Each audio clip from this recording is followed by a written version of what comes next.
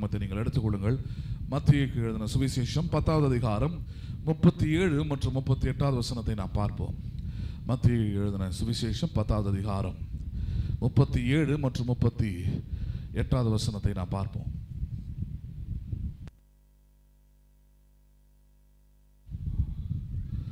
எடுத்தவங்க யாரோ ஒருத்தர் படிங்க பாபு.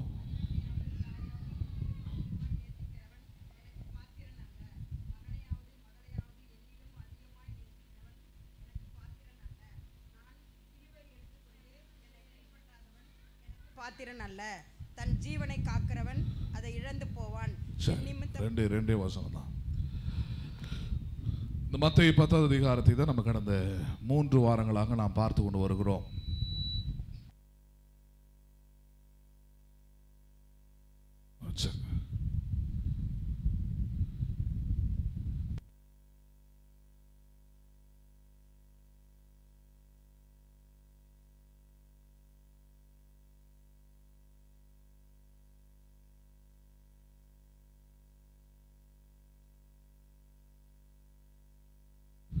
அழுத்தி உள்ள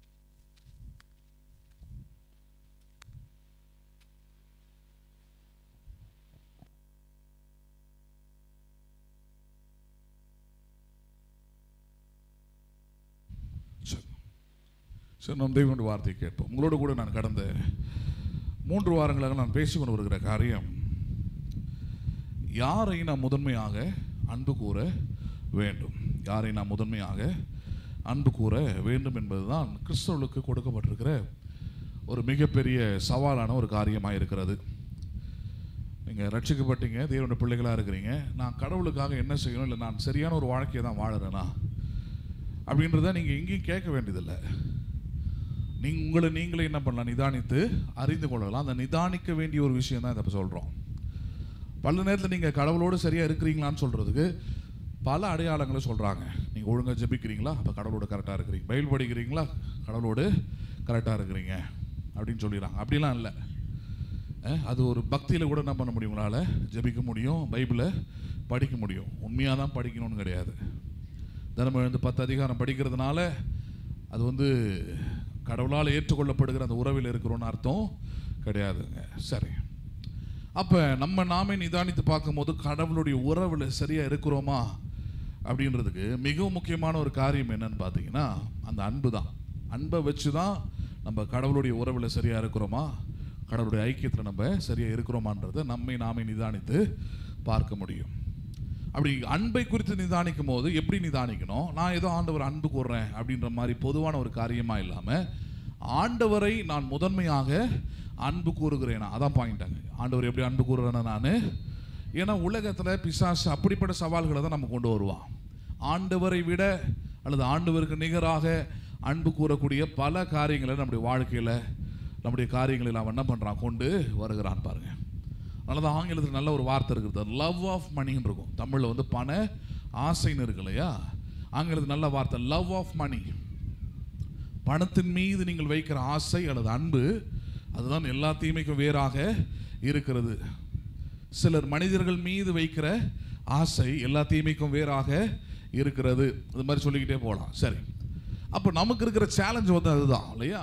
அது குறித்து பல காரியங்களும் எடுத்து காமிச்சு, இயேசுவின் சீஷனுக்கு ஒரு ட்ரையல் வருது. அதாவது தன்னுடைய தகப்பனை இறந்து போகிறாரு, அவர் அடக்கம் பண்ணணும்னு கேட்கும் போது ஏசு சொல்கிறார், இல்லை போக வேண்டாம், உனக்கு வேலை இருக்குதுங்க, உன் வேலையை என்ன பண்ணீங்க, ஊழியத்தில் பாரு அப்படின்னு சொல்லிட்டு தான் இந்த வார்த்தைகள் எல்லாம் பேசுறது. என்னை காட்டிலும் தன் தகப்பனையாவது தன் தாயாவது அதிகமாக நேசிக்கிறவன் எனக்கு பாத்திரன் அல்லன்னு சொல்றாரு. சரி, இப்போ எவ்வளோ பெரிய விஷயமா இருக்குது பாரு. கிறிஸ்துவன்றதை மேலோட்டமாக பார்க்கணும். இந்த சர்ச்சுக்கு போயிட்டாங்க, வந்துட்டாங்க, பைல் படிக்கிறாங்க, கிறிஸ்துவுக்குள் மரித்தார்லாம் சொல்கிறாங்க. கிடையாது, இவ்வளோ பெரிய விஷயம் இருக்குது.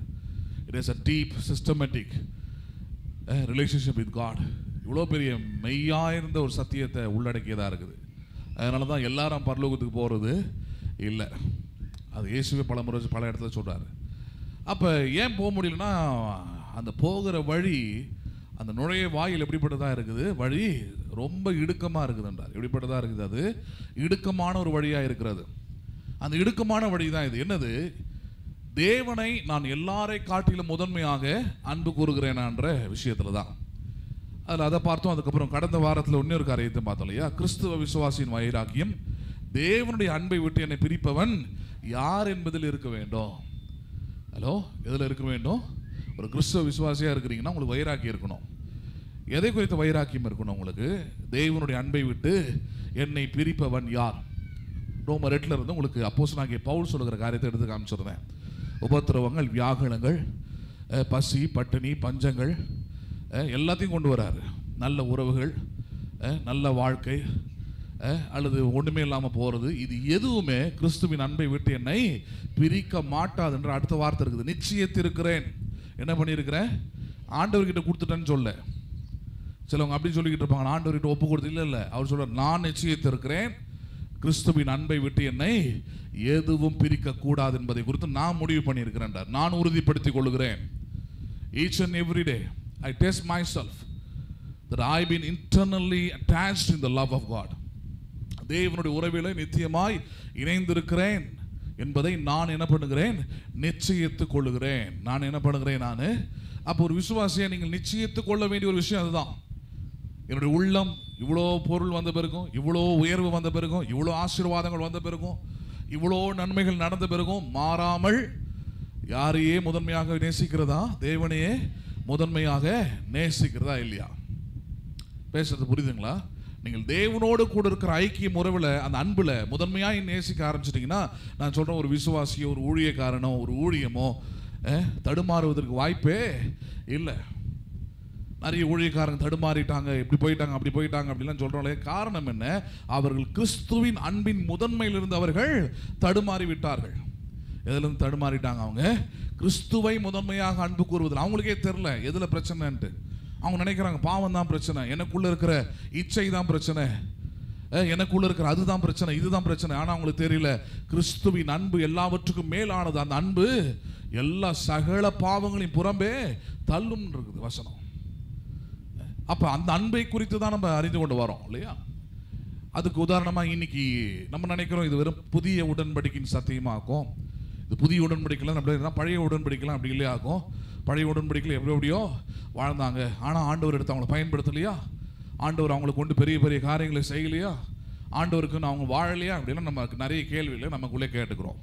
அதனால தான் பழைய உடன்படிக்கையில் அல்லது பழைய ஏற்பாட்டில், அதாவது இயேசு கிறிஸ்துவின் வருகைக்கு முன்னாடியும் இதே பிரமாணம் தான். எந்த பிரமாணம் தான்? கிறிஸ்துவை முதலாவது நேசிக்கிற பிரமாணத்தில் இருந்தவர்களே ஆசீர்வதிக்கப்பட்டார்கள், அவர்களை உயர்த்தப்பட்டார்கள், அவர்களுடைய சந்ததியை நிலைநிறுத்தப்பட்டது என்பது தான் இன்னைக்கு நம்ம பார்க்க போகிறோம். இயேசு கிறிஸ்து வருகைக்கு முன்னாடி அந்த பிரமாணம் தான். அவர் வந்த பிறகு பிரமாணம் வெளிப்படையாக தெரியுது. வருவதற்கு முன்பதாக அவர்களால் செயல்படுத்தப்பட்டது பழைய ஏற்பாட்டில். வேறு எப்படியும் செயல்படுத்தப்படவில்லை. அதில் பழைய ஏற்பாட்டில் மிகப்பெரிய மனிதனாய், அதாவது இயேசுவுக்கு நிகராய் அல்லது இயேசுவுக்கே தகப்பனாய் புதிய ஏற்பாடு சொல்லுகிற தாவீதை குறித்து தான் நம்ம பண்ண போகிறோம். இன்னைக்கு நம்ம கவனிக்க இருக்கிறோம். சரி, எடுத்துக்கொள்ளலாம் பாருங்க. இன்னைக்கு நம்ம பார்க்க போகிற தலைப்பு, தேவனை முதன்மையாய் நேசிப்பவர்களே தேவனுடைய இருதயத்திற்கு ஏற்றவர்கள். யாரை முதன்மையாய் நேசிப்பவர்களே? தேவனை முதன்மையாய் நேசிப்பவர்களே தேவனுடைய இருதயத்திற்கு ஏற்றவர்கள். நம்ம அதை யோசிச்சிருக்கிறோமா? ரொம்ப முக்கியமானதுங்க. இந்த ஒன் சைட் லவ்வுக்கும் மியூச்சுவல் லவ்வுக்கும் வித்தியாசம் இருக்குது. அதெல்லாம் சொல்லிடுறேன், அப்போ தான் புரியும் உங்களுக்கு. ஒன் சைட் லவ் என்ன பிரச்சனை?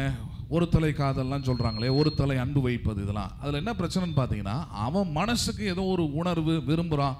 அதனால் பார்த்தீங்கன்னா கண்மூடித்தனமாக அன்புன்ற பேரில் எதை ஒன்றா பண்ணுறான், அவன் செய்கிறான். அவன் எதையுமே யோசிக்கிறதில்ல, எதுவுமே அவன் நிதானிக்கிறதில்ல. கண்மூடித்தனமாக பிளைண்ட்லி டூ இட். அதனால தான் ஒரு கட்டத்தில் பாருங்கள் ரொம்ப எக்ஸாஸ்ட் ஆகி அந்த பக்கத்துல இருந்து இவன் கொடுத்த அன்பு வரலன்னா உடனே கொலை பண்ணுறது, அவளை அசிங்கம் பண்ணுறது, கோழைத்தனமான எல்லா வேலையும் செய்வான் இந்த ஒன் சைடில். இல்லைன்னா அவனே என்ன பண்ணிப்பான், அழிச்சுப்பான். நான் தகுதி இல்லையாக்கும், நான் வந்து அப்படி இல்லை இப்படி இல்லை. இந்த ஒன் சைடு அன்பில் இப்படி ஒரு பிரச்சனை என்ன பண்ணுது இருக்குதாங்க. ஆனால் மியூச்சுவல் லவ்வில் பாருங்கள், பரஸ்பரம் அன்பு கூர்ந்து கொள்ளுகிற அந்த அன்பில் கவனிச்சிங்கன்னா ஒன் சைடில் ஒன்றா நீங்கள் உடனே காதலுக்கு போயிடக்கூடாது. பல குடும்பத்தில் பார்த்தீங்கன்னா பெற்றோருக்கும் பிள்ளைங்களுக்கும் என்ன லவ் தான் இருக்கும், ஒன் சைடு லவ் தான். பெற்றோர்கள் பிள்ளைங்க மேலே அளவு கடந்து அன்பை வச்சுருப்பீங்க, பிள்ளைங்க உங்கள் மேலே 1% கூட என்ன பண்ணது அன்பை காட்டவே காட்டாது. அதான் ஒன் சைடு லவ்.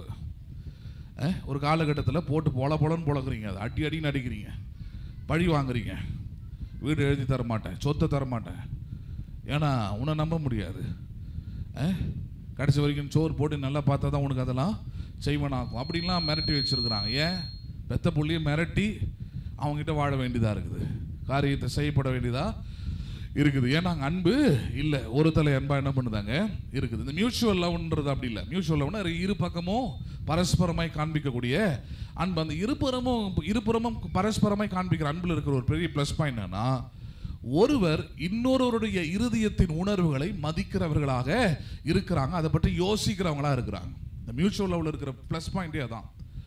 ரெண்டு பேரும் நேசிக்கிறாங்க, அன்பு கூறுறாங்கன்னா அவங்க எப்படி யோசிக்கிறாங்கன்னா, எனக்கு தோணுது, நான் நேசிக்கிறேன், அதனால் பிளைண்டாக அப்படி பண்ணுறேன்னு யோசிக்கிறது இல்லை. அவங்களுக்கு எது பிடிக்கும், அவங்க நான் காண்பிக்கிற அன்பில் எந்த அளவுக்கு அவங்க ஏற்றுக்கொள்ள முடியும். குடும்பத்தில் அது தேவை, புருஷன் மனைவிக்குள்ள அது தேவை, நண்பர்களுக்குள்ள அது தேவை, எல்லாருக்குள்ள அது தேவை, பெற்றோர் பிள்ளைகளுக்குள்ள அதெல்லாம் தேவை. பெற்றோர் பிள்ளைகளை யோசிக்கணும், என் பிள்ளைக்கு எந்த அளவுக்கு அன்பு கொடுத்தா அவன் இருதயத்துக்கு எது பிடிக்கும். பிள்ளைகளும் அப்படி யோசிக்கணும், எங்கள் அம்மா அப்பாவுக்கு எது. That is called mutual love. இந்த மியூச்சுவல் லவ்ல இருக்கிற ஒரே விஷயம் என்னன்னா, மற்றவர்கள் இருதயம் ஏற்றுக்கொள்ளும்படியாக தங்களுடைய அன்பையோ தங்களுடைய அன்பின் கிரியைகளையோ அவர்கள் என்ன பண்ணுகிறார்கள், செய்கிறாங்க. அப்படின்னா அவங்க மற்றவங்களை மதிக்கிறாங்கன்னு அர்த்தம்.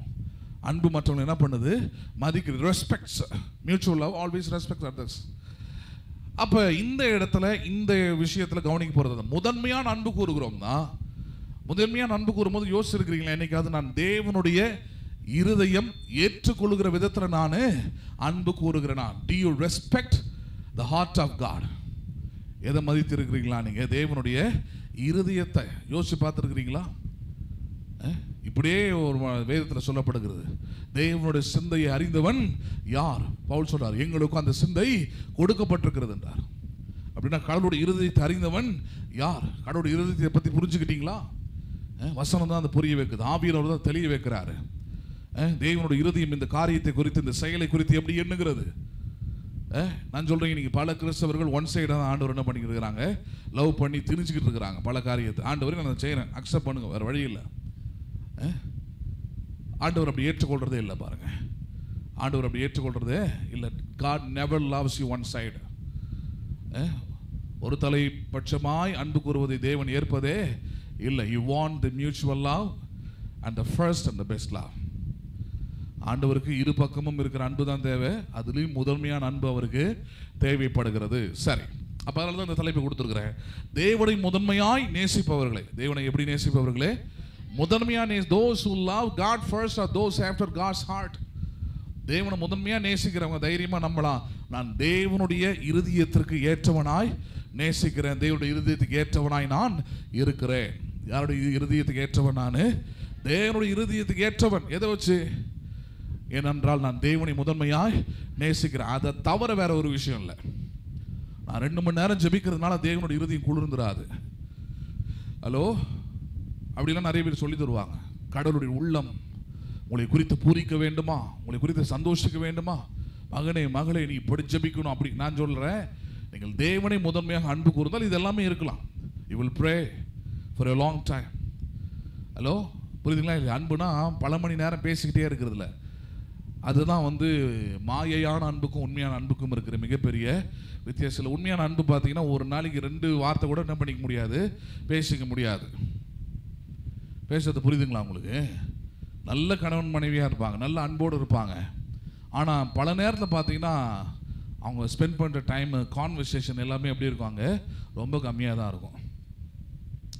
அதனால் அந்த அன்பு பொய்யானது என்ன பண்ண முடியாது, சொல்ல முடியாது. இன்னும் டைம் நிறைய தேவைப்படுது, நிறைய புரிஞ்சிக்க வேண்டியது இருக்குது. அப்படி தான் போகுதாங்க பாயிண்ட்டு. அப்போ இந்த இடத்துல தேவனுடைய இருதயத்திற்கு ஏற்றவாறு அன்பு கூறுகிறேன், தேவனுடைய இருதயம் ஏற்றுக்கொள்கிற மாதிரி என் வாழ்க்கை இருக்கிறதுன்றதை எதை வச்சு, ஒரே ஒரு பாயிண்ட் வச்சு தான் நீங்கள் உறுதி பண்ணி கொள்ள முடியும். அந்த ஒரு பாயிண்ட் என்ன, நான் தேவனை முதன்மையாக அன்பு கூறுகிறேன். எனக்கு இருக்கிற எல்லா காரியத்தை காட்டிலும், எனக்கு வருகிற எல்லா சேலஞ்சஸை காட்டிலும் நான் தேவனை எப்படி அன்பு கூறுகிறேன், நான் முதன்மையாக அன்பு கூறுகிறேன் என்பதில் தான். சரி, அது குறித்து ஒரு சம்பவத்தை தான் பழைய ஏற்பாட்டிலையும் நம்ம பார்க்க போகிறோம். எடுத்துக்கொள்ளலாம். 1 சாமுவேல் 13வது அதிகாரம். 1 சாமுவேல் 13வது அதிகாரம் 14வது வசனத்தை எடுத்தவங்க யாராவது ஒருத்தர் படிங்க பார்ப்போம். 1 சாமுவேல் 13:14. கர்த்தர் தம்முடைய இருதயத்திற்கு ஏற்ற ஒரு மனுஷனை தமக்கு தேடி அவனை கர்த்தர் தம்முடைய ஜனங்கள் மேல் தலைவனாக கட்டளையிட்டார். கர்த்தர் உமக்கு விதித்த கட்டளையை நீர் கை கொள்ளவில்லையே என்று சொன்னான். சாமுவேல் எழுந்திருந்து, போதும், இந்த ஒரு வசனம் தான் இப்போ முதல்ல நம்ம ஆரம்பிக்கிறோம். என்ன சம்பவம்ன்றதை சொல்லிடுறோம், ஏன்னா எல்லாத்தையும் படித்த டைம் ஆகிடும். என்ன சம்பவம் இந்த 13:14? ஆண்டவர் முதல் ராஜாவாக இருக்கக்கூடிய சவுலை ஒரு யுத்தத்துக்கு என்ன பண்ணுறாரு, அவன் பல யுத்தங்கள் அதுக்கு முன்னாடி செஞ்சுருக்கிறான். தேவனால் அபிஷேகம் பண்ணப்பட்டவன் மட்டும் இல்லை, ஆவியானவர் மேல் அவன் மேலே என்ன பண்ணார், இருந்தார். யார் மேலே? சவுலின் மேலே ஆவியானவர் இருந்தார். உள்ளர் இல்லை, மேலே தான் இருந்தார். பழைய ஏற்பாட்டு காலத்தில் he was upon them. சவுலின் மேலே ஆவியானவர் இருந்தார். அதனால் கடவுள் சொல்கிற எல்லா யுத்தங்களையும் ரொம்ப செம்மையாக பிரம்மாண்டமாக செஞ்சு பிடிப்பான். முன்னாடி இருக்கிற அதிகாரங்களை நீங்கள் படிக்கலாம். தேவனுடைய மனசு சந்தோஷப்படுற மாதிரி அவன் வாழ்க்கை இருக்குது. கடைசியாக ஒரு இடத்துல பிரச்சனை வருது, அதை தான் இப்போ படித்தோம். இந்த இடத்துல என்ன சம்பவம், அன்றைக்கி அதான் சொல்லி அனுப்புகிறார், நீ போ, அந்த தேசத்தில் இருக்கிற எல்லா குடிகள், அங்கே இருக்கிற எல்லாவற்றையும் என்ன பண்ண வேண்டும், நீ அதம் பண்ண வேண்டும்ன்றார். ஒன்று கூட மிச்சம் வைக்க கூடாது. You should close it every one அப்படின்றார். ஆடு மாடு அங்கே இருக்கிற ராஜாக்கள் யாரையும் விட்டுக்க கூடாது, மொத்த பேரையும் கொண்டு போட்டு வா, இதான் உனக்கு கொடுத்துருக்கிற வேலைண்டாரு. இந்த ஜனங்களோடு கிளம்பி போகிறான், இஸ்ரேல் ஜனங்களோடு, யுத்த வீரர்களோடு கிளம்பி போகிறான். போயிட்ட பிறகு அங்கே ஜனங்க அவனுக்கு சில அறிவுரை சொல்கிறாங்க. என்ன பண்ணுறாங்க, அங்கே அறிவுரை சொல்ல ஆரம்பிக்கிறாங்க. பல குடும்பங்கள், பல ஊழியங்கள் கெட்டு போகிறதுக்கு அதுதான் காரணம். அறிவில்லாத ஆளுங்களெல்லாம் கொண்டாந்து கூட வச்சுட்டு அவனுடைய அறிவுரையை கேட்கறது. அவன் தப்பு தப்பாக போட்டு கொடுப்பான், கேட்கறதுக்கு பக்தியாக இருக்கிற மாதிரியா இருக்கும், ஆனால் நல்லா வராது.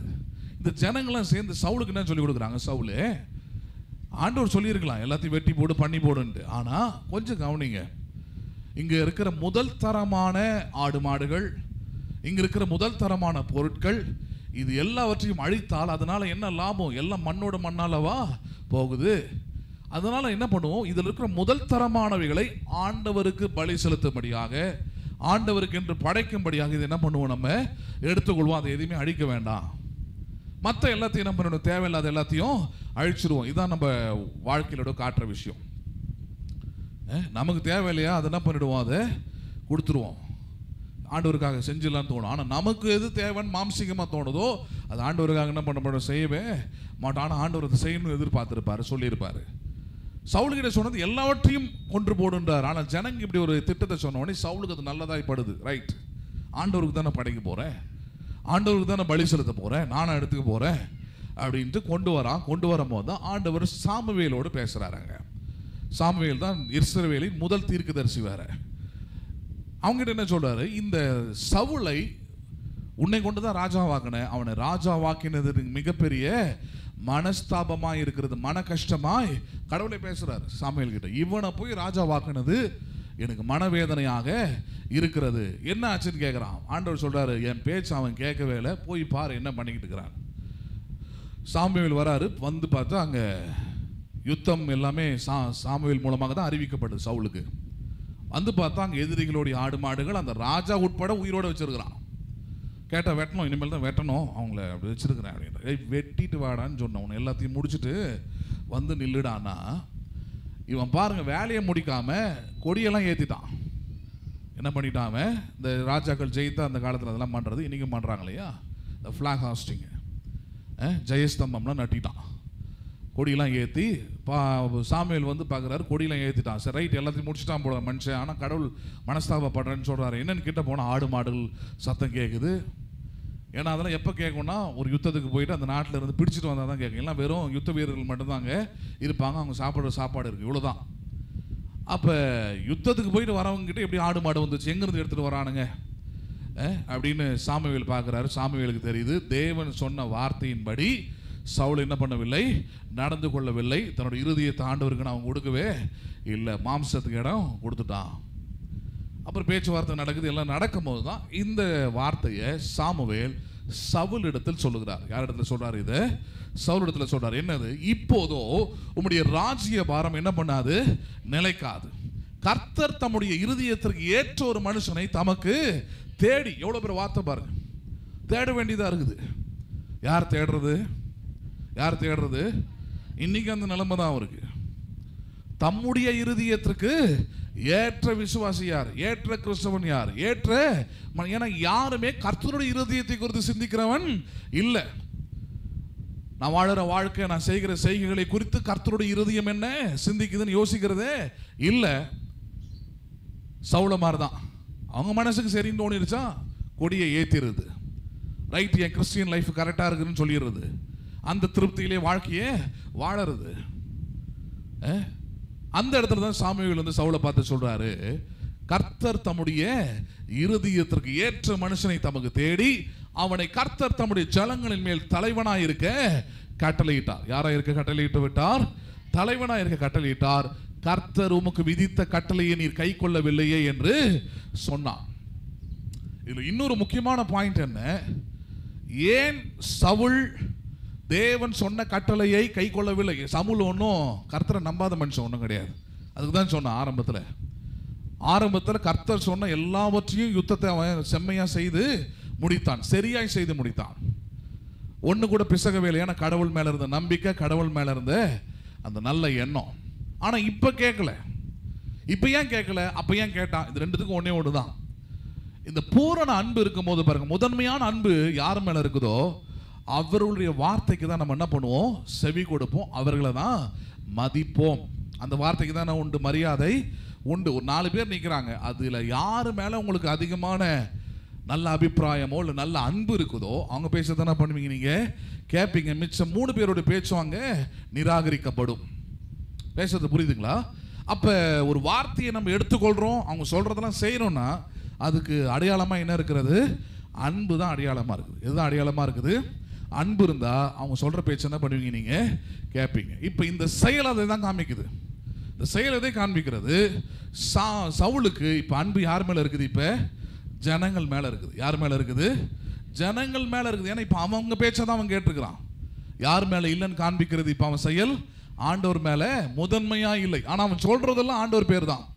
நான் ஆண்டவருக்கு என்று பலி செலுத்த தான் கொண்டு வந்தெல்லாம் பேசுகிறான்.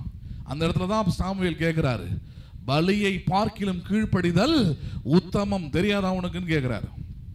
முன்னாடி வசனத்தை போய் படிச்சு பாருங்க. பலியை பார்க்கல எது உத்தமம்? கீழ்ப்படிதல் உத்தமம்பா. உனக்கு அன்பு இருந்தால் கண்டிப்பாக அந்த சொல்லுக்கு என்ன பண்ணியிருப்பாய், நீ கீழ்ப்படிந்திருப்பாய்.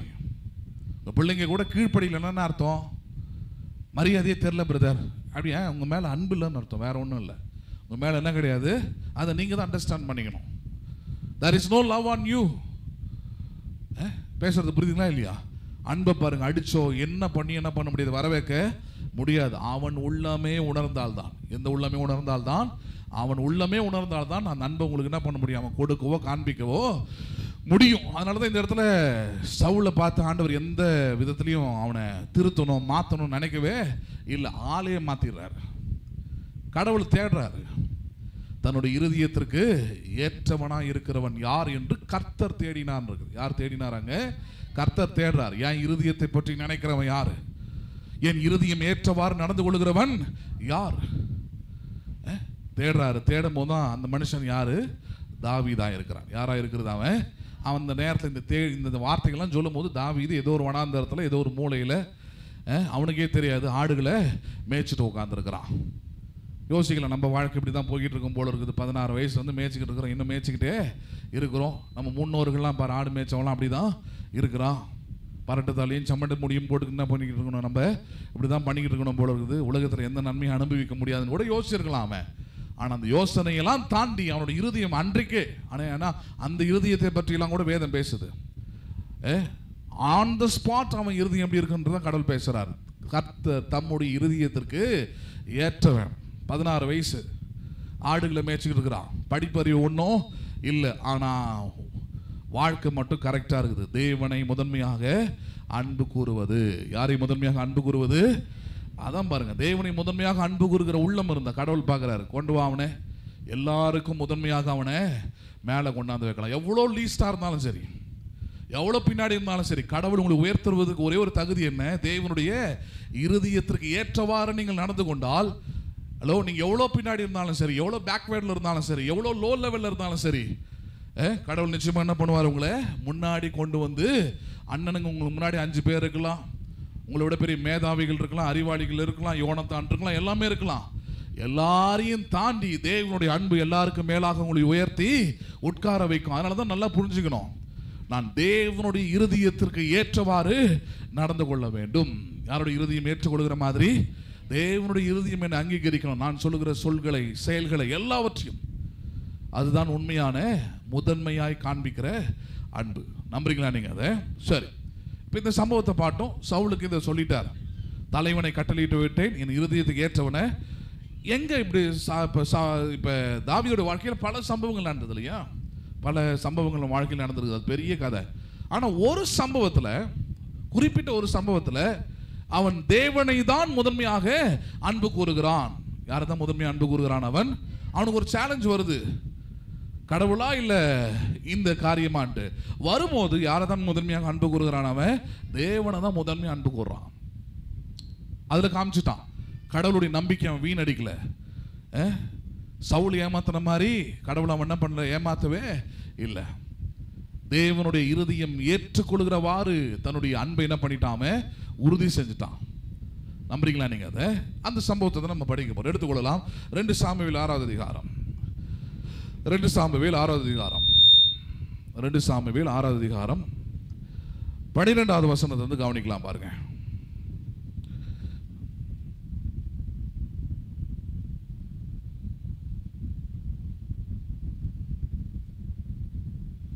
ரெண்டு சாமுவேல் 6வது அதிகாரம் எடுத்தவங்க படிங்க பார்ப்போம். 12வது வசனத்திலிருந்து 14வது வசனம் வரைக்கும் படிங்க. 2 சாமுவேல் 6:12 முதல் 14வது வசனம் வரைக்கும்.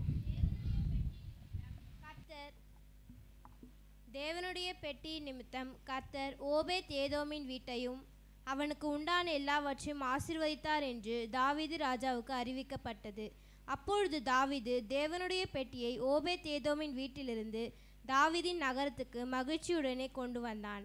கர்த்தருடைய பெட்டியை சுமந்து போகிறவர்கள் 6 தப்படி நடந்தபோது மாடுகளையும் கொழுத்த ஆட்டுக்கடகளையும் பலியிட்டான். தாவீது சணல் நூல் ஏபோத்தை தரித்து கொண்டு தன் முழு பலத்தோடும் கர்த்தருக்கு முன்பாக நடனம் பண்ணினான். அப்படியே தாவீதும் இஸ்ரவேல் சந்ததியார் அனைவரும் கர்த்தருடைய பெட்டியை கம்பீர சத்தத்தோடும் எக்கால தொனியோடும் கொண்டு வந்தார்கள். இந்த சம்பவம் நம்ம பல முறை பார்த்துருக்குறோம். இந்த இடத்துலையும் கவனிப்போம். நமக்கு அங்கே இருக்கிற ஒரு சம்பவம் என்ன? தேவனோட உடன்படிக்கை பெட்டி மோசேயின் காலத்தில் உருவாக்கப்பட்டு கொடுக்கப்பட்டது. இந்த உடன்படிக்கை பெட்டிக்குள்ள இருக்கிற சாராம்சம் என்ன? இந்த உடன்படிக்கை பெட்டி எங்க இருக்கிறதோ அங்கே எப்படி இருக்கும்?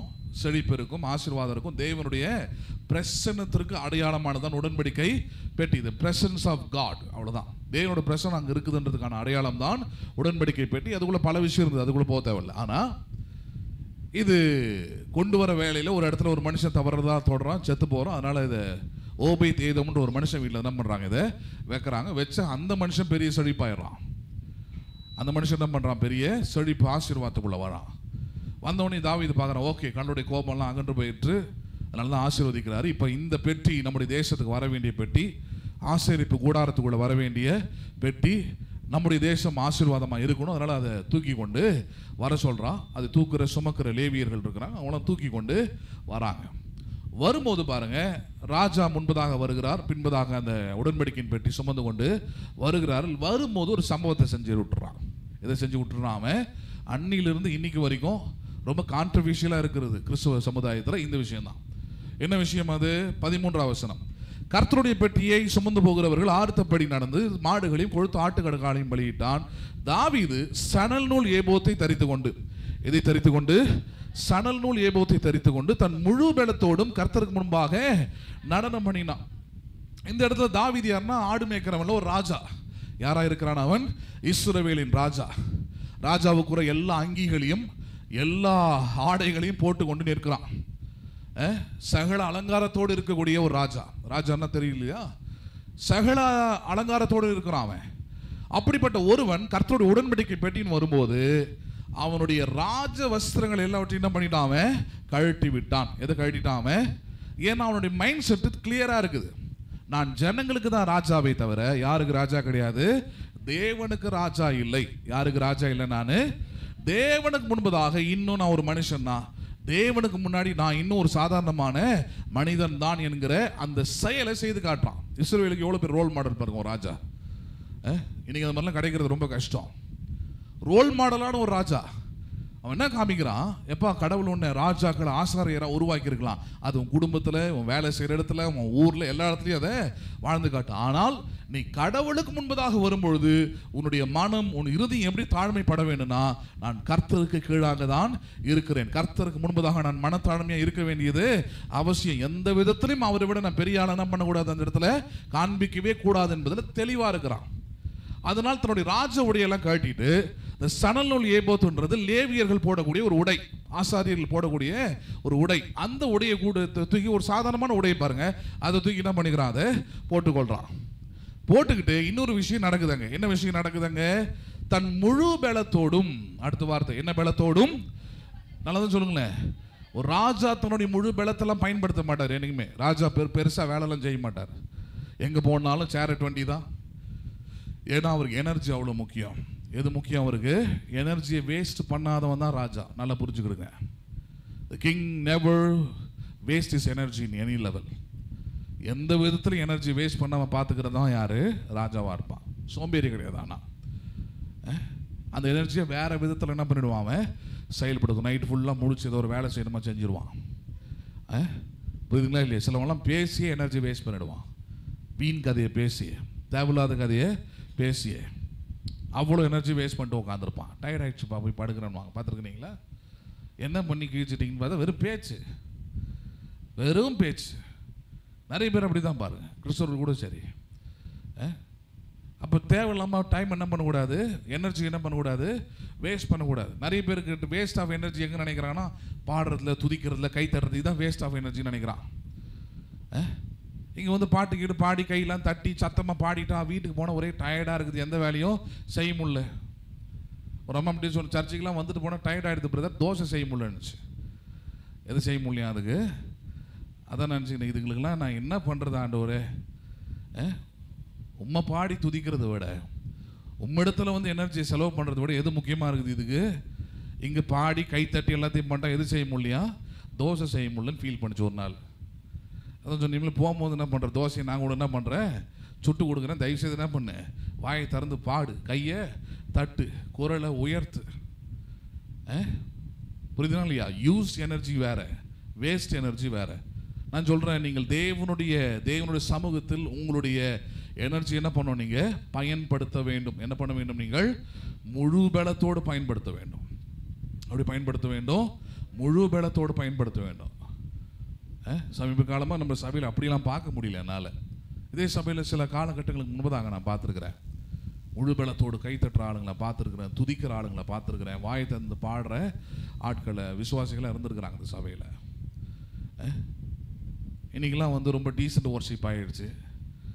கை தட்டுறதே ஒரு பெரிய எனர்ஜி வேஸ்ட் லெவலாக நினைக்கிறாங்க. வேஸ்ட் ஆகுதுங்க எனர்ஜி. அதனால தான் எல்லாத்துலேயுமே வேஸ்ட் ஆகிடுறோம். எங்கே நம்முடைய எனர்ஜியை யூஸ் பண்ணணும்னு தெரிஞ்சுக்கிடுங்க. எங்கே நம்ம எனர்ஜி யூஸ் பண்ணணும்? தேவனுடைய சமூகத்தில். அதை தான் இங்கே தாவீது செய்கிறான். தேவனுடைய உடன்படிக்கை பெட்டி வரும்போது தன்னுடைய முழு பலத்தோடும், என்ன பலத்தோடும், தன்னுடைய ஃபுல் ஸ்ட்ரென்த்தை எங்கே காட்டுறாம? தேவனுடைய ஆலயத்தில். எங்கே காட்டுறாம? தேவனுடைய ஆலயத்தில், தேவனுடைய சமூகத்தில், தேவனுடைய பிரசன்னத்தில், தேவனுக்கு முன்பதாக he showed his full strength. முழு பலத்தையும் காண்பித்தான். எப்படி காண்பித்தான்? அவன் தன் முழு பலத்தோடும் கர்த்தருக்கு முன்பாக என்ன பண்ணினான்? அவன் நடனம் பண்ணினான். யாருக்கு முன்பாக நடனம் பண்ணினான்? இன்னைக்கு வரைக்கும் கான்ட்ரிபியூஷனாக இருக்கிறது இதான் சொன்னேன் இல்லையா? நடனம் இன்னைக்கு வரைக்கும் கிறிஸ்தவத்தில் ஏற்றுக்கொள்ள முடியாத ஒரு விஷயமாக இந்தியாவில், தமிழ்நாட்டில் மட்டும் இருக்கிறது. வேற எந்த தேசத்துலையும், கிறிஸ்தவ தேசத்துலையும் இது கிடையாது. வேற எந்த தேசத்துலையும் அது ஏன்றது நமக்கே புரியும். நம்முடைய கலாச்சாரம் என்ன கலாச்சாரம்? தெய்வீக கலாச்சாரம் அப்படி பண்ணி வச்சிருக்குது. கடவுளுக்கு முன்னாடி போனீங்கன்னா கை கட்டினா பண்ண அமைதியாக நில்லு. ரொம்ப ஆக்டெலாம் நம்ம பண்ணக்கூடாது. ஆமாம், ரொம்ப எனர்ஜியெல்லாம் வேஸ்ட் பண்ணக்கூடாது. பேசுறது புரியுதா உங்களுக்கு? நீங்களாம் அதிலிருந்தே வந்திருப்பீங்க, உங்களுக்கு அதெல்லாம் தெரிஞ்சிருக்கும். நான் பார்த்துருக்குறேன் அதெல்லாம். You will never use your energy before that kind of gods. அந்த மாதிரி கடவுளுக்கு முன்னாடி உங்கள் எனர்ஜி என்ன பண்ணியிருக்கவே மாட்டீங்க, நீங்கள் வேஸ்ட் பண்ணியிருக்கவே மாட்டீங்க. கட்டிட்டு போகிற புடவை ஒரு சின்ன சுருக்கம் இல்லாமல் என்ன பண்ணும், அப்படியே வீட்டுக்கு வரும். ஆனால் நீங்கள் முழு பலத்தோடு ஆடணும்னா கண்டிப்பாக சணல் நூல் ஏபோத்து தான் என்ன பண்ணி ஆகணும், போட்டாகணும். எந்த ஏபோத்து தான் போட்டாகணும். பட்டு புடவையை கட்டிக்கிட்டு கண்டிப்பாக ஆடுறதுக்கு வாய்ப்பு இல்லை. பேசுறது புரியுதுங்களா உங்களுக்கு? சில ஃபாரினர்ஸ்லாம் பார்த்தீங்கன்னா வெறும் 3/4 போட்டுக்கிட்டு இதெல்லாம் போட்டுக்கிட்டு ஒர்ஷிப்லாம் நடத்துவான். நான் ஒரு நாள் அப்படி தான் என் வீட்டில் உட்காந்து ஒர்ஷிப் பார்த்துக்கிட்டே இருந்தேன். அப்போ ஒருத்தர் வந்தார். அவர் கேட்டார், இவன்லாம் என்ன கிறிஸ்தவனா அப்படின்னு கேட்டார். அவர் வேறு ஏதோ ஒரு விஷயமா பார்த்து பேசுறதுக்காக வந்திருந்தார். டீ போட சொன்னால் அதான் பெரிய தப்பாக போச்சு. டீ போட்டு கொடுங்க அப்படின்னு வந்து உட்காந்தார். டிவியில் பார்த்தார், நான் பார்த்துக்கிட்டு இருக்கிறத. இவெல்லாம் கிறிஸ்தவனா? கடவுளுக்கு முன்னாடி இப்படி தான் 3/4 வரதா? யோ, நிர்வாணத்தையே பார்த்தவரையா கடவுள்? எதையே பார்த்தவர்? ஆமாம், பெரிய 3/4 உனக்கு வலிக்குதான் உனக்கு? அவன் கலாச்சாரத்துக்கு அவன் என்ன பண்ணிடுறான், உன்ன மாதிரி என்ன டேர் நின்று அப்படியே அழுங்காமல் குழுங்காமல் இருக்கிறான். பாரு அவனை, அவன் குதிக்கிறான், பெறல்றான், உருள்றான், ஜம்ப் பண்ணுறான், கை தட்டுறான். அதுக்கு அது போட்டால் தான் வசதியாக இருக்கும். உன்ன மாதிரி கரண்ட் காலம் வரைக்கும் பேண்ட்டு போட்டுன்னு வந்தா? ஹலோ, பேசுறது புரியுதுங்களா உங்களுக்கு? உங்கள் கலாச்சாரத்தின போட்டுங்கன்றேன். ஆனால் அதுக்கும் தெய்வீகத்துக்கு ஒன்றும் பண்ணாதீங்க, சம்மந்தம் படுத்தாதீங்க. நல்லா புரிஞ்சுக்கிடுங்க. நீங்கள் ட்ரெஸ்ஸுக்கும் கடவுளுக்கும் சம்மந்தமே இல்லை. அது வெறும் நம்முடைய சரீரத்துக்கானது, நம்முடைய கம்ஃபர்ட்டுக்கானது. அது அதை தாண்டி ஏதோ ஒரு சில ஒரு மதிப்புக்கானதுன்னு கூட என்ன பண்ணிக்கலாம், அதை ஒரு மரியாதைக்கானது வச்சுக்கலாம், அவ்வளோதான். ஆனால் அதை வச்சு தான் டோட்டலாக எல்லாமே என்று போதிக்கிறதுன்றது முட்டாள்தனமான பிற்போக்குத்தனமான வாதம். சரி, இப்போ இதுக்கு வருவோம். அவன் சணல் நூல் ஏபோதை தரித்து கொண்டு தன் முழு பலத்தோடும் தேவனாகிய கர்த்தருக்கு முன்பதாக என்ன பண்ணினான், அவன் நடனம் பண்ணினான். நல்ல கவனிக்கணும், ரோடு கீடு எதுவுமே இல்லை. ஏன்னா இந்த மாதிரி தான் எக்ஸ்பிளைன் பண்ணிடுறாங்க. தாவீது ரோட்டில் ஆடினான். கொஞ்சம் கவனி, கர்த்தருக்கு முன்பாக நடனம் ஆடினான். யாருக்கு முன்பதாக நடனம் ஆடினான்? பைபிள் சொல்லுது. நம்ம திருச்சி பேசுகிற ஆள்லாம் இருப்பான். அதான் சொல்லுவேன், நல்ல பேஸ் வாய்ஸில் நல்ல வயசான ஆளுங்களாக இருப்பானுங்க. அவனுங்களுக்கு என்னென்னா, அவங்களுக்கு பிடிக்காது, இது மாதிரிலாம் மாறிடக்கூடாது, ஜென்ரேஷன் கெட்டக்கூடாது அப்படின்றதுனால என்னவோ அமைதியாக இருக்கிறாங்களாம் நல்ல ஆள் நினச்சிட்டு இருக்கிறான். அமைதியாக இருக்கிறவன் செத்து போனவனுக்கு சமம். அமைதியாக இருக்கிறவன் விக்கிரக ஆராதனை பண்ணுவதுக்கு சமமாக இருக்கிறான். அதுதான் தாவீதே எடுத்து போதிக்கிறான். அவைகளுக்கு கைகள் இருந்தும் தொடாது, வாய்கள் இருந்தும் பேசாது, மூக்கு இருந்தும் நுகராது, கால்கள் இருந்தும் நடவாது. ஆனால் நீங்கள் யார்?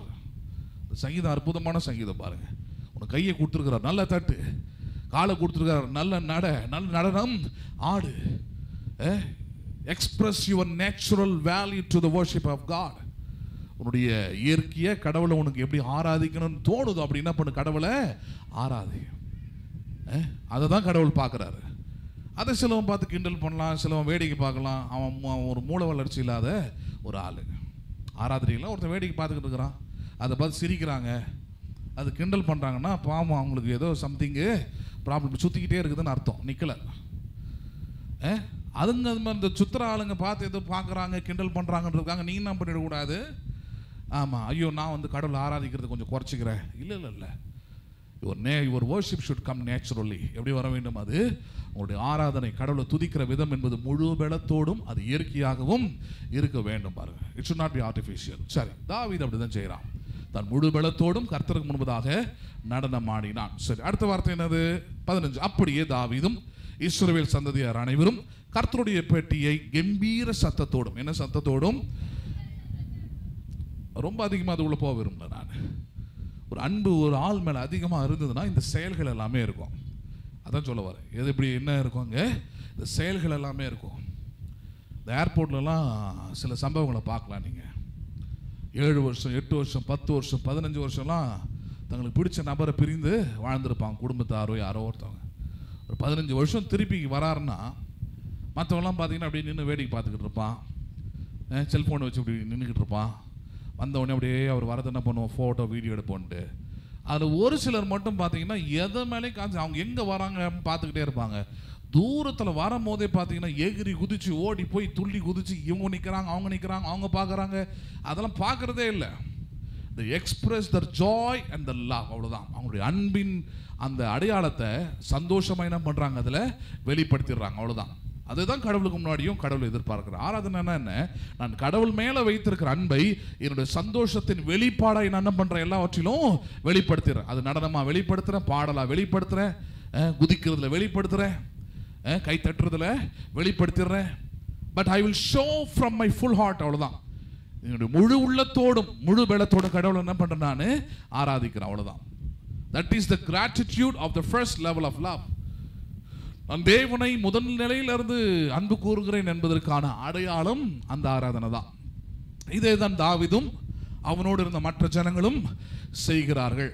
என்ன பண்ணினார்கள், மற்ற ஜனங்களும் அதை செய்கிறார்கள். எப்படி செய்தார்கள், அவர்கள் கம்பீர சத்தத்தோடும் எக்கால துணியோடும் அதை கொண்டு வந்தார்கள். சரி, கர்த்தருடைய பெட்டி தாவீது நகரத்துக்குள் பிரவேசிக்கிற போது இப்போ கவனிக்கணும், சவுலின் குமாரத்தியாகிய மீகாள். யார் இவள்? சவுலின் குமாரத்தியாகிய, actually she is the wife of David. தாவீதினுடைய மனைவின்னு தான் சொல்லியிருக்கணும், ஏன்றதை சொல்கிறேன் இப்போ. சரி, இந்த மீகாளை பற்றி சில விஷயங்களை சொல்லிடுறேன். மீகாளுக்கும் தாவீதுக்கும் என்ன கனெக்ஷன் இருக்குது எப்படிலாம் சொல்லிடுறேன். இப்போ பாருங்கள், ஒரு கட்டத்தில் சவுல் மேலே அசுத்தாவி வருகிறது. அதை துரத்துவதற்கு யாராவது கிண்ணறம் வாசிக்கிறவங்க இருக்கிறாங்களான்னு தேடுறாங்க. தாவீது கிடைக்கிறான். தாவீதை கொண்டு வந்து சவுலுக்கு முன்னாடி நிறுத்துறாங்க. தாவீது கிண்ணறம் வாசித்து பாடும்போதெல்லாம் சவுலுக்குள்ள இருக்கிற அசுத்தாவி கிளம்பி ஓடுது. இப்படி ஒரு அணுகுமுறை தான் முதல்ல தாவீதுக்கும் அந்த சவுலின் அரண்மனைக்கும் உண்டாகுது. அதுக்கப்புறம் சவுலின் அரண்மனையிலே அவனை இருக்க வைக்கிறான். சவுலே கடவுள் இவனை தான் தெரிந்து கொண்டான்னு அவனுக்கு தெரியல, வச்சிடறான். ஏன்னா அவன் மேலே அவ்வளோ பெரிய பாசம், அன்பு. என் மகனே தான் கூடுவான் சவுல். அந்த மாதிரி அப்படி போக்குவரத்து இருக்கும்போது பாருங்கள், சவுலுக்கு நிறைய பிள்ளைங்கள் இருந்தாங்க. அதில் ரொம்ப பேர் சொல்லக்கூடிய அளவுக்கு இருந்தது பார்த்தீங்கன்னா யோனாத்தானும் இந்த மீகாளும் தான். அப்போ சவுலின் மகள், ஒரு ராஜாவின் மகள், பார்ன் வித் கோல்டு ஸ்பூன். அவ புரியுதுங்களா உங்களுக்கு? எந்த கஷ்ட நஷ்டமும் தெரியாமல், அப்பா ராஜா, அதனால் அவளுக்கு எந்த கஷ்ட நஷ்டமும் தெரியாது பாருங்க. அப்படிப்பட்ட குடும்ப பெண்ணிலிருந்து வரா. அவளுக்கு இந்த தாவீதின் மேலே ஒரு அன்பு என்ன பண்ணுது, வருது. முன்னாடி இருக்கிற அதிகாரங்களை நீங்கள் படிக்கலாம். தாவீது அவளை நேசிக்கல, மீகாள் தாவீதை நேசிக்கிறாள் என்பதை சவுல் கேட்டபோது சந்தோஷப்பட்டான் இருக்கும். சவுல் கேட்டபோது என்ன பண்ணினான், ஏன்னா ஒரு கட்டத்தில் சவுலுக்கு தெரிஞ்சிருது, கர்த்தர் தமது இருதயத்துக்கு ஏற்றவனாய் தெரிந்து கொண்டது இந்த தாவீதை தான் தெரிந்து கொள்ளும்போது அவனை கொலை பண்ணுறதுக்கு பல விதத்தில் பிளான் போடுறான். கொலை பண்ணுறதுக்கு எப்படி பாருங்க பிளான் பண்ணுறான். பிளான் பண்ணும்போது அவனுக்கு இது ரொம்ப ஏற்ற விதமாக தெரிஞ்சுது. தன்னுடைய மகளே அவன் நேசிக்கிறானா, அவளை வச்சு என்ன பண்ணிடுவேன், விட போட்டு தள்ளிடுவோன்னு பார்க்குறான். ஆனால் மீகாள் எப்படின்னா ஒரு நல்ல மனுஷியாப்பாவை. அவன் என்ன பண்ணுறான்னா, பல முறை நீங்கள் படிக்கலாம், அவனை ஜன்னல் வழியாக தப்ப வைக்கிறது.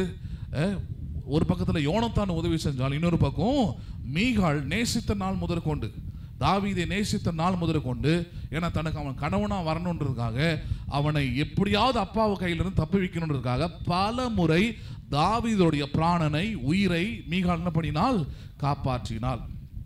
என்ன பண்ணினாள், அவள் காப்பாற்றி தன்னுடைய அன்பை, தன்னுடைய நேசத்தை தாவீதுக்கு வெளிப்படுத்திக்கிட்டே இருந்தாள்.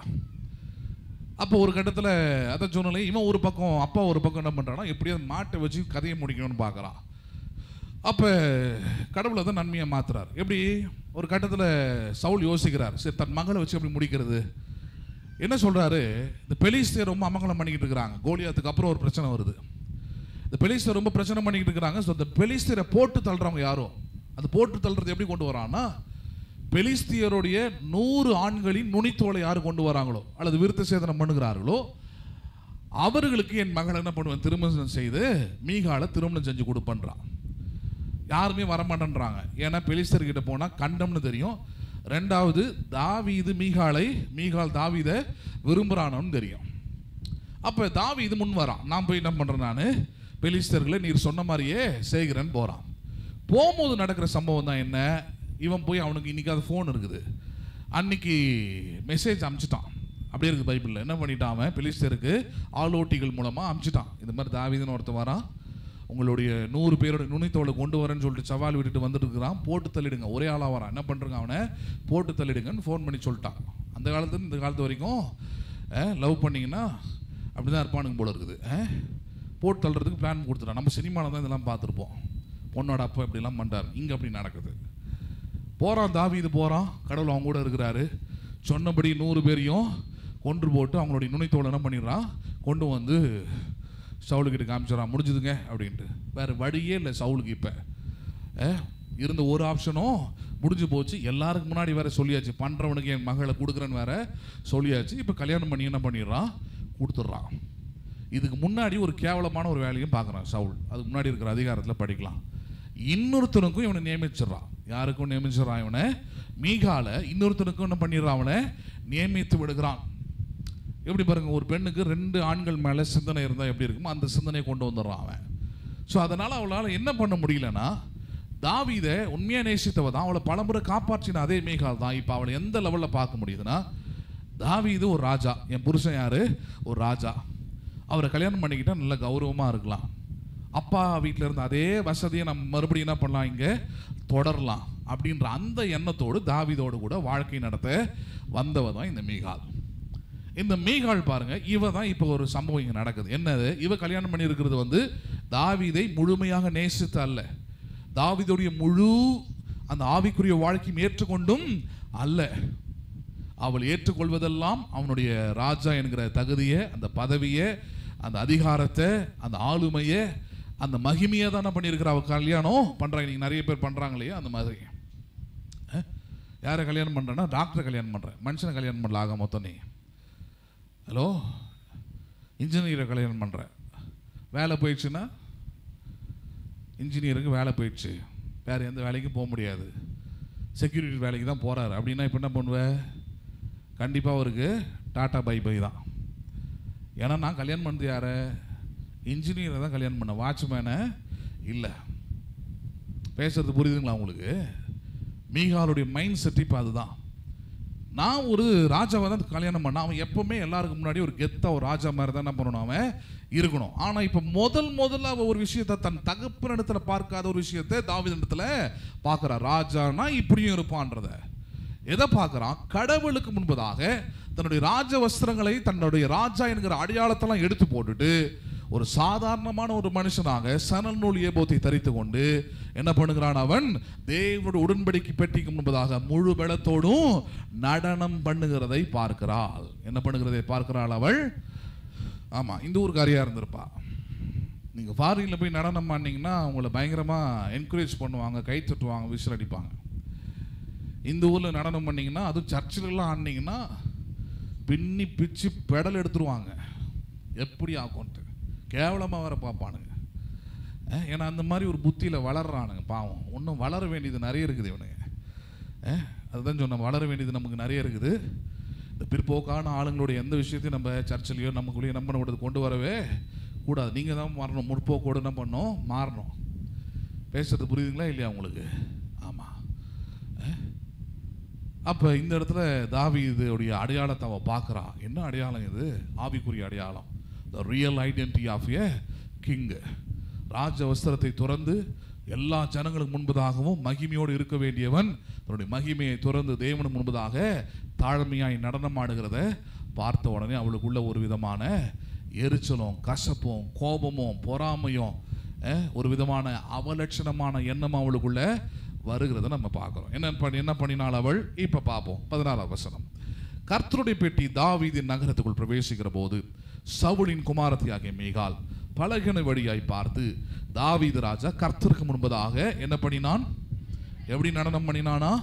குதித்து நடனம் பண்ணுகிறதை கண்டு தன் இருதயத்திலே அவன் என்ன பண்ணினான்? இன்னைக்கு பொதுவாக அந்த வார்த்தையை கொண்டு வராங்க எல்லா வயசான போதகர்களும்.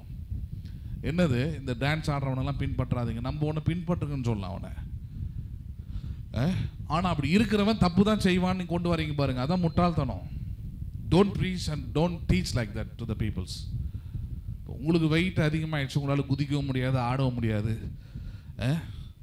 புரியுதுங்களா இல்லையா? குதிரையும் யானையும் ஒரு நாளும் ஒன்றா ஆகிடுவே முடியாது. நீங்கள் யானை மாதிரி இருந்தீங்கன்னா குதிரை அதுக்காக உங்களை மாதிரி நடந்து வர முடியும். யானை மாதிரியாது, அது துள்ளி குதிச்சு தான் வரும். மான் துள்ளி குதிச்சு தான் வரும். அப்போ தேவனுடைய பிள்ளையாக இருந்தால் துள்ளி குதிச்சு தான் வந்தாகணும். இளமையாக இருக்கும் போது மட்டும் இல்லை, வயது சென்ற காலத்தில் கூட ஏசையில் அப்படியெல்லாம் போதிக்கிறார். இளைஞர்கள் கூட இளைப்படைவார்களாம், ஆனால் கர்த்தருக்கு காத்திருக்கிறவர்களோ புது பலன் பெற்றுருக்குது.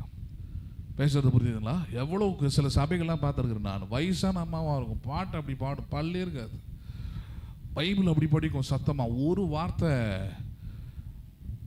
இதுவாகாது, அவ்வளோ கிளியராக படிக்கும். ஆச்சரியமாக இருக்கும் எனக்கு. இவ்வளோ வயசில் படித்து படித்து படித்து படித்து படித்து பாட்டு பாடி ஒரு அம்மா கேரளா சேர்ந்த ஒரு அம்மா பாருங்க, தமிழ் பாட்டு பாடுது. வயசான அம்மா, அது டேம்பரின்ல அடித்து பாடுது, எந்த இன்ஸ்ட்ருமெண்ட்டுமே இல்லை. ஒரு ரோட்டில் வெளியே சேர் போட்டுருக்குறாங்க, 4 பேர் உட்காந்துருக்குறாங்க. அந்த இன்ப இயேசு ராஜாவை நான் பார்த்தால் போதுன்ற அடித்து பாடுது பாருங்க. நினச்சேன் நான், இன்றைக்கி இருக்கிற வாலிப பிள்ளைங்களாம் ஒன்றுத்துக்கும் வேஸ்ட்டு கம்பேர் பண்ணும்போது சொல்கிறதுக்கு தப்பாக எடுத்துக்கூடாது. எந்த அளவுக்கு நீங்கள் வளருவீங்க, சோம்பேறித்தனம் தான், வேறு ஒன்றும் காரணம் கிடையாது. உள்ளத்துக்குள்ள கடவுள் மேலே உண்மையான அன்பு உங்களுக்கு இல்லை. இந்த மாதிரி ஆட்கள் தான் சீக்கிரமாக இடறிடுவாங்க. ஏதோ அம்மா அப்பாக்காக சர்ச்சுக்கு வரீங்க, அவ்வளோதான். நீங்களாம் உங்களுக்குன்னு ஒரு சூழ்நிலை, உங்களுக்குன்னு ஒரு வாழ்க்கை வரும்போது நிச்சயமான பண்ண மாட்டீங்க, நீங்கள் ஆண்டவரை கனம் பண்ண மாட்டீங்க, சபைக்குள்ளே இருக்க மாட்டீங்க. எனக்கு தெரியும். நீங்கள் இருக்கணும்னா நீங்கள் தனிப்பட்ட விதத்தில் தேவன் என்ன பண்ணணும், நீங்கள் அன்பு கூற ஆரம்பிக்க வேண்டும். உங்கள் அம்மா இருக்கிறாங்களே இல்லையோ, உங்கள் அப்பா இருக்கிறாரோ இல்லையோ, தனிப்பட்ட விதத்தில் என் தேவன் என்ன பண்ணுறேன், நான் அன்பு கூறுகிறேன்ற அந்த வளர்ச்சியில், அந்த மெச்சூரிட்டியில் என்ன பண்ணணும், நீங்கள் வரணும். இல்லை இந்த மீகால் மாதிரியான ஸ்திரியாக தான் மாறிடுவீங்க. இவள் ஒரு இஸ்ரவேலின் ராஜா வீட்டில் வளர்ந்தவள். அவங்க அப்பாவுடைய பேக்ரவுண்ட்லாம் அவளுக்கு தெரிஞ்சிருக்கும். அவன் ஒன்றும் பரம்பரையாக ராஜவம்சம் கிடையாது. அவங்க அப்பா கழுது மேய்ச்சிக்கிட்டு இருக்கும்போது தான் ஆண்டவர் அவனை அழைத்து அபிஷேகம் பண்ணி ஆவியானவர் அவனை மேலே வைத்து அவனை என்ன பண்ணுகிறாராங்க, ராஜாவாக ஏற்படுத்தினார். ஒரு சாதாரணமான பின்புலத்திலிருந்து வந்தவள் தான், எல்லாத்தையும் மறந்துட்டா. பெரிய ராஜ வம்சம், ராஜ குடும்பம் இந்த மைண்டில் வந்துச்சுனாலே கடவுளுக்கு முன்னாடி எப்படி இருக்க முடியாது, தாழ்மையாக இருக்க முடியாது. கடவுளுக்கு உங்களுடைய முதன்மையான அன்பை தர முடியாது. அதான் பிரச்சனை. கடவுளுக்கு என்ன பண்ண முடியாது, உங்கள் முதன்மையான அன்பை தரவே முடியாது. You can give your first love to God. அதான் பிரச்சனை. இப்போ கொடுக்குற ஆளை பார்த்து தன் புருஷனாகவே இருந்தாலும் சரி, தன் இருதயத்தில் அவனை என்ன பண்ணினாலாம், அவமதித்தாள். என்ன பண்ண ஆரம்பித்தால், அவமதிக்கிற அளவுக்கு அவன் என்ன பண்ணிட்டான். அதான் கேள்விங்க. அவமதிக்கிற செயலாக தாவீது செய்தது என்ன? ஹலோ, ரோட்டில் ஏதாவது புரண்டு விழுந்தானா, இல்லை குடிச்சிட்டு எங்க விழுந்து கிடந்தானா, இல்லை வேற ஏதாவது அவமதிக்கிற மாதிரியான செயல்கள் இருக்குது இல்லையா, அது ஏதாவது செய்தானா? இல்லை. தன் தேவனுக்கு முன்பதாக தன்னுடைய ராஜ்ய அடையாளத்தை களைந்து தன் முழு பலத்தோடும் கர்த்தரை பாடி குதித்து நடனம் பண்ணினான். இதனால தன் இருதயத்தில் அவன் என்ன பண்ணினாள், அவள் அவமதித்தாள். Because it is my love. நான் நேசித்த ஒருவன், நான் எதிர்பார்க்கிற மாதிரி தான் நான் பொண்ணாவன் நடந்துக்கணும். ஆனால் நான் எதிர்பார்க்கிறதுக்கு எதிராக மட்டும் இல்லை, என்னை விட வேற யாரையும் என்ன பண்ணுறான், அதிகமாக நேசிக்கிறேன் என்பதை இப்போ காட்டுறான். அதுதான் அவளுக்கு பிரச்சனை. யாரை விட அதிகமாக நேசிக்கிறான். ஒருவேளை தாவீது மீகானை தான் முதன்மையாக நேசிக்கிறானா, அவன் சணல் நூல் பற்றியும் போட்டிருக்க மாட்டான். ஏன்னா அவனுக்கு தெரியும், என் மனைவிக்கு இது பிடிக்காது, அவள் கஷ்டப்படுவா, அவள் வேதனைப்படுவா, அவள் துக்கப்படுவான்னு நினச்சிருப்பான். ஆனால் அவன் தெரிஞ்ச வீம்புக்குன்னா பண்ணுறான் பாரு, வீம்பு இல்லை. ஏன்னா அவன் முதன்மையான அன்பு யார் மேலே தான் இருக்குது, எனக்கு ஆண்டவர் மேலே தான் இருக்குது அப்படின்றத செயல் என்ன பண்ணிட்டான், அவன் காண்பிக்க ஆரம்பித்து விட்டான். ஆரம்பிச்சது மட்டும் இல்லை, அடுத்தது பாருங்க, அங்கே 17 அவர்கள் கர்த்தருடைய பெட்டியை உள்ளே கொண்டு வந்து அதற்கு தாவீது போட்ட கூடாரத்துக்குள்ளே இருக்கிற அதன் ஸ்தானத்திலே அதை வைத்த போது தாவீது கர்த்தருடைய சன்னதியிலே சர்வாங்க தகன பலிகளையும் சமாதான பலிகளையும் இட்டான். சரி, தாவீது சர்வாங்க தகன பலிகளையும் சமாதான பலிகளையும் இட்ட பின்பு சேனைகளின் கர்த்தருடைய நாமத்தினாலே ஜனங்களை ஆசீர்வதித்து இஸ்ரவேலின் திரள் கூட்டமான ஸ்திரீ புருஷராகிய சகல ஜனங்களுக்கும் அவரவருக்கு ஒவ்வொரு அப்பத்தையும் ஒவ்வொரு இறைச்சி துண்டியும் ஒவ்வொரு படி திராட்சரசத்தையும் பங்கிட்டான். பிற்பாடு ஜனங்கள் எல்லோரும் அவரவர்கள் தங்கள் வீட்டிற்கு போய்விட்டார்கள். கம்யூனியன் தான் அப்போ திராட்சரசம் இறைச்சி இல்லாமல் இதெல்லாம் ஜனங்கள் எல்லாருக்கும் அவனே கொடுக்குறான். கொடுத்து அவங்க எல்லாமே என்ன பண்ணிடுறாங்க, கம்யூனியனை முடிச்சு வீட்டுக்கு போயிடுறான். போயிட்டு இப்போ எங்கே வரணும் ஐயா, இப்போ அடுத்தது எங்கே வரணும், வீட்டுக்கு தான் வந்தாகணும். எங்கே தான் வந்தாகணும், இப்போ அவன் மாடி வீட்டுக்கு வந்தாகணும். வேறு எந்த வீட்டுக்கு வந்தாகணும், மாடி வீட்டுக்கு. மாடியில் யார் இருக்கிறது இப்போ, அதுவும் பால்கனியில் யார் இருக்கிறது இப்போ, மீகால் இருக்கிறான். வெயிட் பண்ணிக்கிட்டு இருக்கிறான். எங்கே போனாலும், சர்ச்சுக்கு போனாலும் எங்கே போனாலும் எங்கே தான் வந்தாகணும் ராஜாத்தி, வீட்டுக்கு தான் வந்தாகணும் ராஜா, வா. வெயிட் பண்ணுறா. இப்போ தான் அவளுக்கு அதிர்ச்சி காத்திருக்குது. என்ன அதிர்ச்சி? 20 அவசரம். தாவீது தன் வீட்டாரை ஆசீர்வதிக்கிறதுக்கு திரும்பும்போது சவுலின் குமாரத்தியாக மீகாள் தாவீதுக்கு என்ன பண்ணினாள், அவள் எதிர்கொண்டு வந்தாள். அந்த அம்மா அவளை அடக்கிக்க முடியல. ப்ரெஷர் என்னது அது? பொசசிவ்னஸ்ன்னு சொல்லுவோம் இல்லையா? நீங்கள் மனுஷர்களை யாரையாவது முதன்மையாக அன்பு கூறுறது பாருங்கள், அந்த பொசசிவ்னஸ்லாம் இருக்கும். பேசுகிறது புரியுதுங்களா உங்களுக்கு? இப்போ எங்கள் வீட்டில் எடுத்துக்கிட்டிங்கன்னா, எங்கள் அம்மா பார்த்தீங்கன்னா என் மேலே, என் தம்பி, என் தங்கச்சி, எங்கள் அப்பா எல்லாரை விட என் மேலே தான் முதன்மையான அன்பு. எங்கள் சித்திக்கும் பார்த்தீங்கன்னா என் மேலே அளவு கடந்த அன்பு இருந்தது ஒரு காலகட்டத்தில். அது அவங்களுக்கு பிள்ளை இல்லாத காலகட்டத்தில். அவங்க என்ன பண்ணுவாங்கன்னா, அவங்க வீட்டுக்கு நான் போகும்போது அவங்க கூட வண்டியிலலாம் வெளியே போவேன். சென்னையில் போகும்போது கூட வேலை செய்கிறவங்க யாராவது பார்க்குறவங்க வந்தாங்கன்னா இவன் பையன் அப்படின்னுடுவாங்க எங்கள் சித்தி. அதே பழக்க தோஷத்தில் ஒரு நாள் வீட்டில் வரும்போது எங்கள் அம்மா கேட்டாங்க, என்னாடி ஒன்றும் குழந்தைல என்ன, அதான் எனக்கு மோசம் இருக்கிறானே அவன் பையனாக போதுன்ட்டாங்க. அவ்வளோதான், அன்றைக்கி துரத்துனது தான், ஓடி போயிடு. அவன் எனக்கு மட்டும்தான் பிள்ளையாகும், அவன் உனக்குலாம் யாரும் கிடையாது, பிள்ளை கிடையாது. பேசுறது பொசசிவ் லவ், அதுக்கு பேர் என்ன அன்பு, அதுக்கு பேர். ஆமாம், அது நிறைய நேரத்தில் நல்ல ஃப்ரெண்ட்ஷிப்குள்ளே இருக்கும். என்னை தவிர என்ன பண்ணக்கூடாது, அங்கே யார்கிட்டையும் பேசக்கூடாது. சில நேரத்தில் சில்ட்ரன் ஃப்ரெண்ட்ஷிப், சில்ட்ரன் லவ்வுக்குள்ளேயும் என்ன பண்ணோம் அது இருக்கும். பார்த்துருக்கீங்களா? அவங்ககிட்ட என்ன பேசிக்கிட்டு இருந்த, ஹலோ, அது பைத்தியம். அது பொசசிவ் லவ் இல்லை, அது ஒரு விதமான ஒரு பைத்தியம். இதெல்லாம் ஏன் வருது, அதுக்கு கொண்டு வரும். ஏன் வருதுன்னா, நீங்கள் என்ன பண்ணிட்டீங்கன்னா அவங்களுக்கு வார்த்தையாலோ அல்லது செயலாலோ நீ தான் எனக்கு முதன்மையான அன்புன்றதை ஏதோ ஒரு விதத்தில் அவங்களுக்கு காமிச்சிட்டீங்க. அதை அவங்க கையில் எடுத்துக்கிட்டு என்னை தவிர உனக்கு வேற யாரும் என்ன பண்ணக்கூடாது, முதன்மையான அன்பாக இருக்கக்கூடாதுன்றதுல ஸ்ட்ராங்காக இருக்கிறான். ரொம்ப ஜாக்கிரதையாக இருக்கணும். அதில் தான் பேசுறது புரியுதுங்களா உங்களுக்கு? உங்களுக்கு ஆண்டவர் நல்ல பெற்றோர்களை கொடுக்கலாம், நல்ல பிள்ளைகளை தரலாம், நல்ல உறவுக்காரர்களை தரலாம், நல்ல நண்பர்களை தரலாம், நல்ல தோழி எல்லாருமே கொடுக்கலாம். ரொம்ப கேர்ஃபுல்லாக இருக்க வேண்டிய இடம் எங்க, தேவனுக்கு நிகராகவோ தேவனை விடவோ அல்ல என்பதை செயலிலும் வார்த்தையிலும் என்ன பண்ணிடணும், நீங்கள் உறுதிப்படுத்திடணும். அவங்க கஷ்டப்பட்டாலும் சரி, தப்பே கிடையாது. ஒரு காலகட்டத்தில் அவங்களுக்கும் அது புரியும். they will start to understand. பேசுறது புரியுதுங்களா உங்களுக்கு? அவங்க மனசு குளிர்ச்சி ஆகணும், மகிழ்ச்சி ஆகணுன்றதுக்காக நீங்கள் மாம்சீகமாக இறங்கி முதன்மையான அன்பை தான் அவங்களுக்காக மட்டும்தான், உனக்காக தான் இப்படிலாம் பண்ணிட்டீங்கன்னா அவங்க எல்லா இடத்துலையும் எதிர்பார்ப்பாங்க. மீகாள் மாதிரி கடவுளுடைய விஷயத்துல எதிர்பார்ப்பா. எந்த விஷயத்துல எதிர்பார்க்குறாவ? எக்ஸ்பெக்டிங் இன் த காட் லெவல். தன்னுடைய புருஷன் தன்னை விட யார் அதிகமாக நேசிக்கிறன்றதை இப்போ காமிச்சிட்டான், கடவுளை நேசிக்கிறான்றதை இப்போ எல்லாருக்கும் முன்னாடி காமிச்சிட்டான், எல்லாருக்கும் முன்பதாகவும் காண்பித்து விட்டான். இதை யாரால் அங்கீகரிக்க முடியல? மீகாளால் அங்கீகரிக்க முடியல. ஏன்னா அரேஞ்ச் மேரேஜ், லவ் மேரேஜ் வேற. நேசித்து திருமணம் பண்ணியிருக்கிறா. இவனும் சும்மா ஒன்று அவளை திருமணம் பண்ணல, உயிரை பணையம் வச்சு என்ன பண்ணியிருக்கிறான், மீகாலை திருமணம் பண்ணியிருக்கிறான். 100 பெலிஸ்தர்களுடைய நுனித்தோலை வெட்டி என்ன பண்ணியிருக்கிறான். அதனால சும்மா ஒன்றும் கிடையாது. இது இப்படிப்பட்ட அன்பு சார்ந்த இந்த வாழ்க்கையில் ஒரு பெரிய பிரச்சனை வருது. என்ன பிரச்சனை வருது? அதை தான் இப்போ படிக்கிறேன் 20ஆம் வசனத்தில்.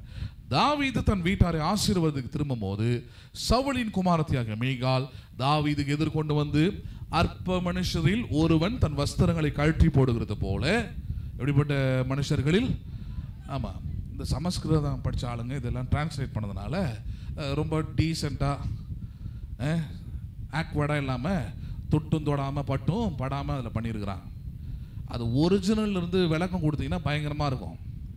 இப்போ நம்ம கல்ச்சரில் பேசணும்னா, யோ எவ்வளோ பெரிய இடத்துல இருக்கிற நீ, கேவலம் பிச்சைக்காரன் மாதிரி என்ன பண்ணிக்கிட்டு இருக்கிற, நடந்துக்கிற. யாரை போல நடந்துக்கிற நீ? பிச்சைக்காரன் மாதிரி, பைத்தியக்காரன் மாதிரி என்ன பண்ணிக்கிற, நடந்துக்கிற. கேவலமாக இல்லை உனக்கு? இதை தான் அவன் கேட்குறான் மீகாள், வேற எதுவும் கேட்கல. நீ ஒரு ராஜா மாதிரி இருப்ப. அப்படியே பல இது பால்கனியில் நின்று பார்க்கும்போது ராஜா என்ன பண்ணுறாரு, அப்படி கம்பீரமாக நடந்து வராரு. அப்படின்னும் போது லவ் யூ டாலின் அப்படின்னு கிஸ்ஸெல்லாம் அடிக்கலான்னு பார்த்தா நீ என்ன பண்ணிக்கிட்டு இருக்கிற, அசிங்கம் பிடிச்சதனமா உன் ராஜவஸ்திரத்தில் எடுத்து போட்டு முழு பலத்தோடும் கர்த்தருடைய பெட்டிக்கு முன்பதாக நடனம் ஆடிட்டு வர. என் கனவை, என் எண்ணத்தை எல்லாத்தையுமே என்ன பண்ணிட்ட, பாழ் பண்ணிட்ட, பைத்தியக்காரன் மாதிரி நடந்துக்கிட்டேன்றா. யாரை போல நடந்துக்கிட்ட நீ? ஒரு பைத்தியக்காரன், பிச்சைக்காரன் மாதிரி. அடுத்துதான் சொல்றான், அற்ப மனிதரில் ஒருவனை போல என்ன பண்ணினாய் நீ, வஸ்திரங்களை கழற்றி போடுகிறது போல இன்று தம்முடைய ஊழியக்காரருடைய பெண்களின் கண்களுக்கு முன்பாக தம்முடைய வஸ்திரங்களை உரிந்து போட்டிருந்த இஸ்ரவேலின் ராஜா இன்று எத்தனை மகிமை பட்டார் என்றார். எப்படிப்பட்ட பேச்சு பாருங்க. பேர் தான் இஸ்ரவேலின் ராஜாவாகிய மகள், சவுலின் ராஜாவின் மகள், தாவீதின் மனைவியாகிய மீகாள். ஆனா பேச்சு நடவடிக்கை எல்லாமே எப்படி காட்டுது, அப்பனை மிஞ்சிட்டா. யாரை மிஞ்சிட்டா? அசுத்தாவி பிடிச்ச சவுலுக்கே டஃப் கொடுக்குறா. அவ பேச்சு அதுதான். உங்களுக்குள்ள ஆவியானவர் இருக்கிறாரா இல்லை பிசாசு இருக்கிறாரான்றத எது காமிச்சிடும்? உங்களுடைய சுவாபம், உங்களுடைய பேச்சு என்ன பண்ணிடுது? உங்கள் செயல் காமிச்சிடும். Who is present in you. பொறுமை, நிதானம். ஒருவேளை கேட்டுட்டு கூட செஞ்சிருக்கலாம். நீ ஒரு ராஜா தானே, ஏன் இப்படி நடந்துக்கிட்டேன்னு கேட்டு அவன் அதுக்கு பதில் கொடுத்த பிறகு என்ன பண்ணியிருக்கலாம்? இவளே முடிவு எடுத்துட்டான், நீ ஒரு அற்ப மனுஷன், நீ கேவலமாக, நீ நடந்தது எப்படிப்பட்டது தான், அது கேவலமான ஒரு விஷயம் தான், என்னால் அதை ஏற்றுக்கொள்ள முடியல, ஐ கான் டைஜஸ்ட் இட், இது எப்படிப்பட்டது இல்லை அப்படின்னு சொல்லிட்டு அவன்கிட்ட வந்துட்டு இன்னும் சென்சிட்டிவாக என்ன பேசுகிறா? ஊழியக்காரர் பெண்கள், என்ன பெண்கள் அவர்கள்? ஊழியனா வேலை செய்கிற பெண்கள், அவனுக்கு கீழே வேலை செய்கிற, தாவீது கீழே வேலை செய்கிற பெண்கள். இந்த பெண்களுக்கு முன்பதாக கூட என்ன பண்ணிட்டேன், என்ன பண்ணிட்டேன்? அவமானப்படுத்திட்ட, அசிங்கப்படுத்திட்ட. அந்த பெண்களுக்கு முன்பதாக என்ன பண்ணிட்டேன்? நீ இப்படி நடனமாடி உன் தரத்தை நீ குறைச்சிக்கிட்ட. அவன் எப்படி மதிப்பா உன்ன? ராஜான்னு உன்னை மதிப்பாளா? ஹலோ, பேசுறது புரியுதுங்களா உங்களுக்கு? மதிப்பாளாவை இப்படி கேட்குறான். யார் கேட்டது? யாரு? மீகாள் கேட்குறா. சரி, இப்போ கவனிக்கணும், இங்கே தான் பாயிண்ட் இருக்குது. தேவனுடைய இருதயத்திற்கு ஏற்றவன் என்று தெரிந்து கொண்ட தாவீது தேவனுடைய இருதயத்தை எந்த விதத்திலும் காயப்படுத்தாம, எந்த விதத்திலும் ஏமாத்தாம, சவுளை போல தேவனுக்கு ஏமாற்றம் கொடுக்காம, தேவனை மகிழ்விக்கும்படியாக தேவனுடைய இருதயத்திற்கு ஏற்றவாறு ஒரு பதில் என்ன பண்றான்? மீகாளுக்கு கொடுக்கிறான். அவன் ஒரு ஒரு ஒரு முக்கியமான ஒரு பாயிண்ட்டை மீகாளுக்கு கொண்டு வந்து காண்பிக்கிறான். எதை காண்பிக்கிறான்? ஆமா, நீ எதை வேணா சொல்லிட்டு போ, நான் செய்த செயல் ஒன்றை மட்டுமே காண்பிக்கிறது, உன்னை விட, உன்னுடைய வீட்டாரை விட நான் தேவனையே முதன்மையாக என்ன பண்ணுகிறேன்? அன்பு கூறுகிறேன். யாரையும் முதன்மையாக அன்பு கூறுகிறேன். அதை தான் அவன் பதிலாக கொடுத்தான். எப்படி பதில் கொடுத்தான் பாருங்க, 21. அதற்கு தாவீது மீகாளை பார்த்து, உன் தகப்பனை பார்க்கிலும். யாரை பார்க்கிலும்? அவருடைய எல்லா வீட்டாரை பார்க்கிலும். யாரை பார்க்கிலும்? அவருடைய எல்லா வீட்டாரை. என்னை இஸ்ரவேலர் ஆகிய கர்த்தருடைய ஜனத்தின் மேல் யாராக இருக்கும்படி. இந்த வார்த்தை எங்க சொல்லி இருந்தது? இந்த வார்த்தை எங்க சொல்லப்படுது? சவுல் இடத்துல சாமுவேல் தீர்க்கதரிசி சொல்லலையா? கர்த்தர் தம்முடைய இருதயத்திற்கு ஏற்றவனையும் தலைவனையும் என்ன பண்ணினார்? இஸ்ரவேலுக்கு தெரிந்து கொண்டார். அதை அப்படியே பயன்படுத்துறான் தாவீது. யாருக்கிட்ட? மீகாள் கிட்ட. மனைவி என்கிற உறவு ரொம்ப முக்கியமான உறவு தான். ஹலோ, கணவன் மனைவி உறவு ரொம்ப முக்கியமானதான். ஆனா அதிலும் யார் முக்கியமானவர்? எனக்கு தேவன் தான் முக்கியமானவர். யார் தான் முக்கியமானவர்? அங்க அதை தான் சொல்றான் பாருங்க. என்னை இஸ்ரவேலாகிய கர்த்தருடைய ஜனத்தின் மேல் தலைவனாக கட்டளையிடும்படிக்கு தெரிந்து கொண்ட கர்த்தருடைய சமூகத்திற்கு முன்பதாக என்ன பண்ணினேன்? நான் ஆடி பாடினேன். ஹலோ, என்ன பண்ணினேன்? நான் ஃபர்ஸ்ட் ஸ்டேட்மெண்ட் அப்படின்னா நான் ஆடி பாடினது, நான் முதன்மையாக நேசிக்கிறேன் என்னுடைய ஆண்டவருக்கு முன்பாக அப்படின்னு அர்த்தம். அதோடு நிறுத்தினா பரவாயில்ல, அதுக்கு இன்னொரு விளக்கம் கொடுக்குறான். அதுதான் இன்னும் அவளை ரொம்ப பாதிச்சது. என்ன விளக்கம்? அடுத்த வசனம் 22. இதை பார்க்கிலும், எதை பார்க்கிலும்? இந்த முதன்மையான அன்பை அவளால் டைஜஸ்ட் பண்ணிக்க முடியல. நான் எதிர்பார்க்கிறத செய்யாம, நான் விரும்புறதை செய்யாம, உன்னுடைய ஹனி நான்,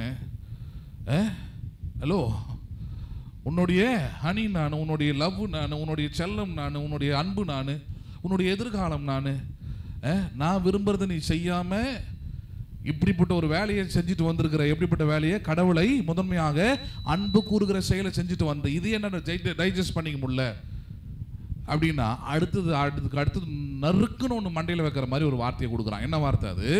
இதை பார்க்கிலும் இன்னும் நான் என்ன பண்ணுவேன்? நீசனும் என் பார்வைக்கு அர்ப்பணமாவேன். That is love. ஹலோ, அன்பு தற்பொழிவை நாடாது. அன்பு எப்பவுமே தன்னை என்ன பண்ணிக்கொள்ளும்? தாழ்த்தி கொள்ளும். பேசுறது புரியுதுங்களா உங்களுக்கு? when you saw the true love, அதுக்குன்னு சில அடையாளங்கள் இருக்குது, எடுத்து போதிச்சிருக்கிறேன். மெய்யான அன்புக்குரிய அடையாளங்கள் கொரிந்தியர்ல அதை போதிக்கிறார் இல்லையா? அதில் ஒரு காரியம் என்னது? மெய்யான அன்புல நீங்க பெருமையை பார்க்கவே முடியாது. மெய்யான அன்புல ஒன்னே ஒன்று தான் பார்க்க முடியும். எது பார்க்க முடியும்? நீங்க ஹம்பிள்னஸ், தாழ்மையை மட்டும்தான் பார்க்க முடியும். நீங்க பேசுறது புரியுதுங்களா உங்களுக்கு? அப்ப இந்த இடத்துல தாவீது தான் சொல்றான், இன்னும் என் தேவனுக்கு முன்பதாக நான் யாராக மாறுவேன்? நான் நீசனும் என் பார்வைக்கு அர்ப்பணமாவேன். அப்படியே நீ சொன்ன பெண்களோடு கூட மகிமையாய் விளங்குவேன். கிண்டலை தான் அவன் சொன்னான். அவன் கிண்டலை சொன்னதே இவன் சீரியஸாக பேசுகிறான். என் கடவுளுக்கு முன்பதாக என்னை தாழ்த்தி கொள்வது, என் தேவனை எல்லாரை காட்டிலும் நான் முதன்மையாக நேசிக்கிறது மூலமாக நான் இழிவாயிடுவேன், கீழாயிடுவேன் மட்டும் நீ கனவு காணாத. எல்லா பெண்களின் கண்களுக்கு முன்பதாகவும் என்ன பண்ணப்படுவேன்? நான் மகிமைப்படுவேன். என்ன படுவேன்? நான் கர்த்தர் என்னை மகிமை தான் படுத்துவாரே தவிர என்ன நான் அவரை நேசித்ததுனால, முதன்மையாக அவரை அன்பு கூர்ந்ததுனால என்ன அவர் கைவிட போறது இல்லை. சவுலை விட்டு விலகினது போல என்னை விட்டு விலக போறது இல்லை. ஏனென்றால் நான் அவரை முதன்மையாய் நேசிக்கிறபடியினால நான் அவரால் கைவிடப்படுவதில்லை. மகிமையாய் தான் கர்த்தர் என்னை வைப்பார். ஆனா கடவுளை முதன்மையாய் அன்பு கூறுவதை குறை சொன்ன நீ, கடவுளை முதன்மையாக அன்பு கூறக்கூடாது சண்டை போட்ட நீ, கடவுளை முதன்மையாக அன்பு கூறுவதை ஏற்றுக்கொள்ள முடியாமல் போன மீகாலுக்கு என்ன தெரியுமா பனிஷ்மெண்ட்? 23. அதனாலே எதனாலே? அதனால எதனால? தாவீது கடவுளை முதன்மையாக அன்பு கூறுவதை ஏற்றுக்கொள்ள முடியாத மனநிலையில போனதுனால. அதனால என்ன நடந்தது? சவுலின் குமாரத்தியாகிய மீகாலுக்கு என்ன மாதிரி வார்த்தை பாரு.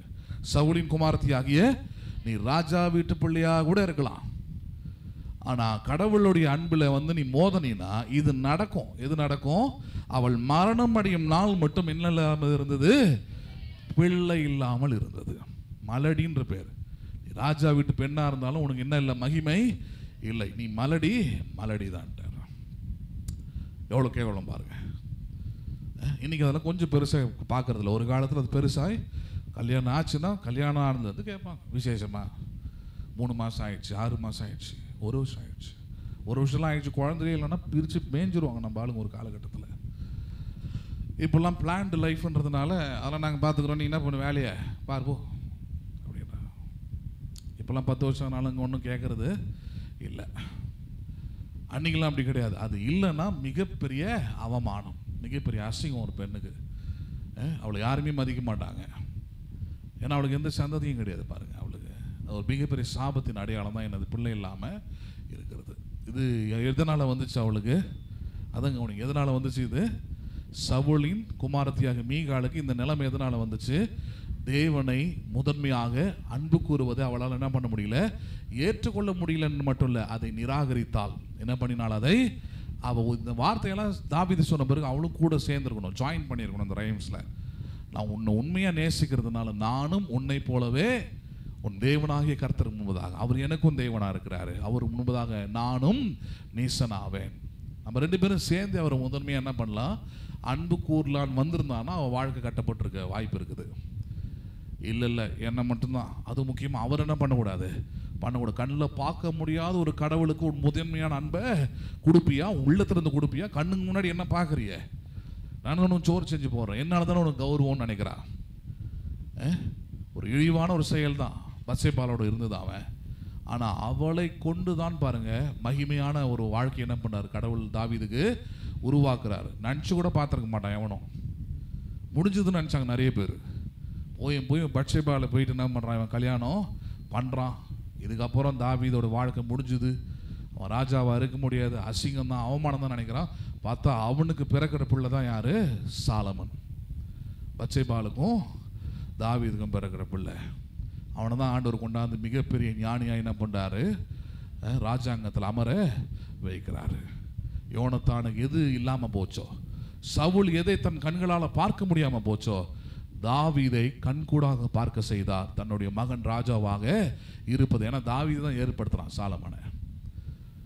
ஏற்படுத்தி சொல்றார், கர்த்தரும் கூட இருப்பார், கர்த்தர் உனக்கு தேவையான எல்லா ஞானத்தையும் தருவார், நல்ல அரசாட்சி செய்வேன். சின்ன வயசுல கொடுத்துறாரு. ரொம்ப முக்கியமானது தான். தாவீதுக்கெல்லாம் 30 வயசு கடந்து கிடச்சது சில விஷயங்கள்லாம். சிலதெல்லாம் சின்ன வயசுல இருந்தே நல்லதெல்லாம் என்ன பண்ணணும்? அனுபவிக்கிறோம். அப்போ அது யாருக்கு இருந்திருக்கணும்? சவுலுக்கு இல்லாத ஒரு மகிமை, யோனத்தானுக்கு கிடைக்காத ஒரு ஆசீர்வாதம் யாருக்கு இருந்தது? தாவீதுக்கு இருந்தது. அது காரணம் ஒன்று தான். என்னது அது? தேவனை முதன்மையாக அன்பு கூர்ந்தது. யாரை முதன்மையாக அன்பு கூர்ந்தது? ஆமாம், கடவுள் தான் அதெல்லாம் செய்கிறார். சாலமனை கொடுத்தது யாரு? கடவுள் தான். சாலமனுக்கு ஞானத்தை கொடுத்தது யாரு? கடவுள் தான். பேசுறது புரியுதுங்களா உங்களுக்கு? இது எல்லாமே அவனுக்கு அனுக்கிரகம் பண்ணினது யாரு? மீகால். இல்லைன்னா என்ன எனக்கு? ஹலோ, மீகால் ஒன்னுடைய சோர்ஸ் கிடையாது. நிறைய பேர் சோர்ஸாக மனுஷங்களை வைக்கிறீங்க, புருஷனை வைக்கிறீங்க, மனைவியை வைக்கிறீங்க, பிள்ளைகளை வைக்கிறீங்க. நான் சொல்கிறேன், நீங்கள் தேவனை முதன்மையாக அன்பு கூர்ந்து பாருங்கள். தேவனுடைய இருதயம் ஏற்றுக்கொள்கிறவாறு நீங்கள் அன்பு கூர்ந்து பாருங்கள். நீங்கள் பார்க்கலாம், உங்கள் வாழ்நாள் முழுவதும் தேவன் உங்களுடைய வாழ்வாதாரமாய் இருக்கிறார். யார் உங்களுடைய வாழ்வாதாரமாக இருக்கிறார்? உங்களை அவர் போதுன்ற ஒரு கெத்தான ஒரு வாழ்க்கை என்ன பண்ண முடியும்? உங்களால் வாழ முடியும். ஒரு கட்டத்தில் பத்சேபால் கூட கைவிட்டுறான் அவனை. யாரை? தாவீது. அதுக்கப்புறம் ரொம்ப சின்ன பெண்ணாக பார்த்து இன்னொரு பெண்ணை கூட கொண்டு வராங்க. இதெல்லாம் நடக்குது. தாவீது வயது சென்ற காலத்துலலாம் முடியாத ஒரு காலம் வருது அவனுக்கு. ஆனால் யாரையுமே அவன் நம்புறதுக்கு ரெடியாக இல்லை. அதனால சங்கீதத்தில் அவன் சங்கீதத்திலே படிக்கலாம், கர்த்தாவே நான் உம்மை அன்பு கூறுகிறேன். யாரை அன்பு கூறுகிறேன்? நான் உம்மை அன்பு கூறுகிறேன். I love you Lord. அவள் தான்.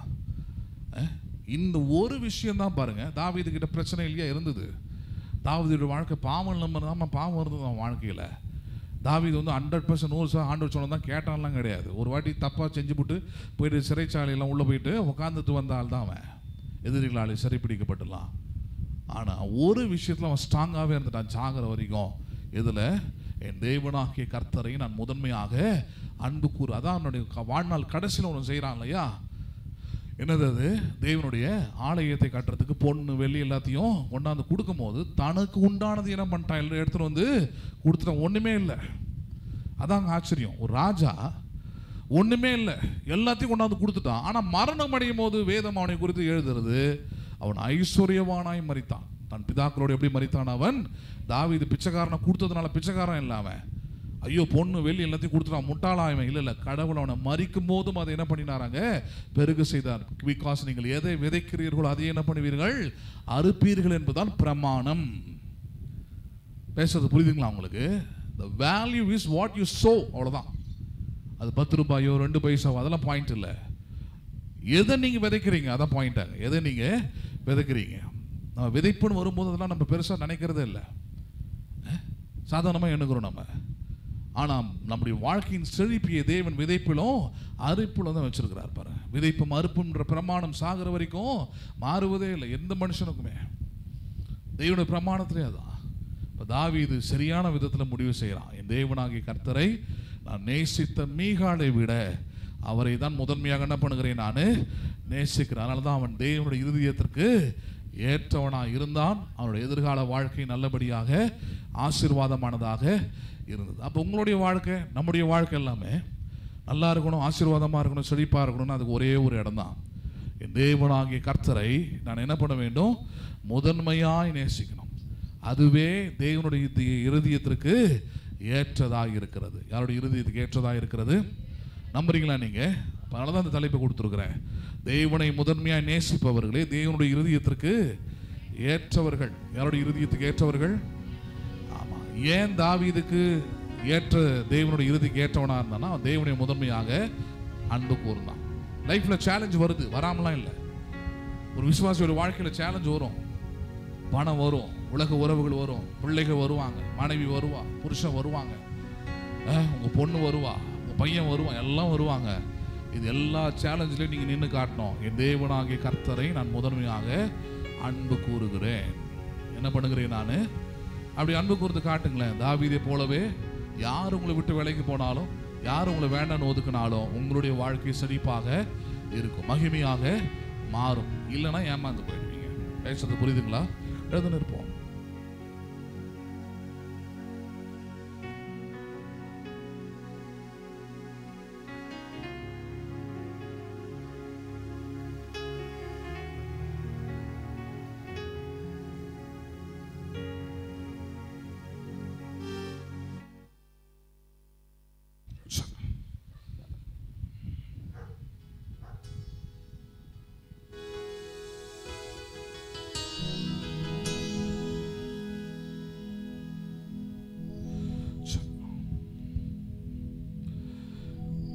இவ்வளோ நேரம் தேவனுடைய அன்பை குறித்து நம்ம கேட்டோம் பாருங்க. அதோட ஸ்பெஷாலிட்டி என்ன? தேவனுக்கு ஒரு முக்கியமான ஒரு காரியம் இருக்குது. என்னது? அவர் மாறுவதே இல்லை. அதான் மாறவே மாட்டார். அவர் நேற்றும் இன்றும் என்றும் அந்த தன்மையுடையவர். எந்த மனுஷனையும் அப்படி என்ன பண்ண முடியாது, நீங்கள் சொல்ல முடியாது. அதனால தான் யாரையும் எந்த மனுஷனையும் முதன்மையாக அன்பு கூறுவதற்கு அவர்கள் பாத்திரவான்கள் அல்ல, அல்லது வேற எந்த மனுஷனும் நம்மை முதன்மையாக அன்பு கூறுவதற்கு நாமும் எப்படிப்பட்டவர்கள் அல்ல, தகுதியானவர்கள் அல்ல. ஏனென்றால் நமக்கு அந்த தன்மையே கிடையாது. நேற்றும் இன்றும் என்றும் மாறாதவர்கள் அல்ல. மாறிடுவோம், உலகத்தை விட்டு கடந்துடுவோம். ஆனால் நம்முடைய ஆத்தும நேசர், நம்ம விரும்பக்கூடிய அந்த தேவன், நம்ம நேசிக்கக்கூடிய அந்த தேவன், நம்ம நேசிக்கிற அன்பு கூறுகிற அந்த தேவன், அவர் மாறிடாத நல்ல நேசர். அதுதான் ஒரு சிலுவையில் காண்பித்தார் அவர். அதுதான் பாடலாக பாட போகிறோம். மாறிடா என் மா நேசரே, மாறாது அவர் அன்பென்னாலுமே கல்வாரி சிலுவை மீதிலே காணுதே இம்மா அன்பிதே என்று பாடி ஆராதிக்க போகிறோம். என்னோட சேர்ந்து நீங்கள் இந்த பாடலை பாடி நாம் தேவனை ஆராதிக்கலாம்.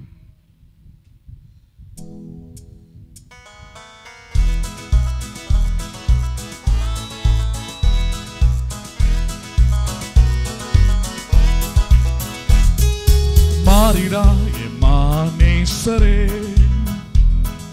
மாறாதவர் அன்பென்னாலுமே கல்வாரி சிலுவை மீதிலே காணுதே இம்மா அன்பிதே. மாறிடா எம்மா நேசரே,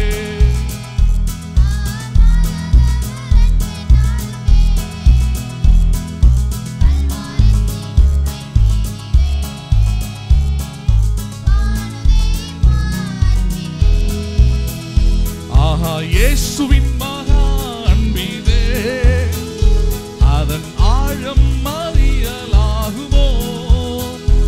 ஆஹா இயேசுவின் மகா அன்பிதே, அதன் ஆழம் அறியலாகுமோ. இதற்கின ஏது வேறில்லையே, இன ஏது வேறில்லையே, இதற்கின ஏது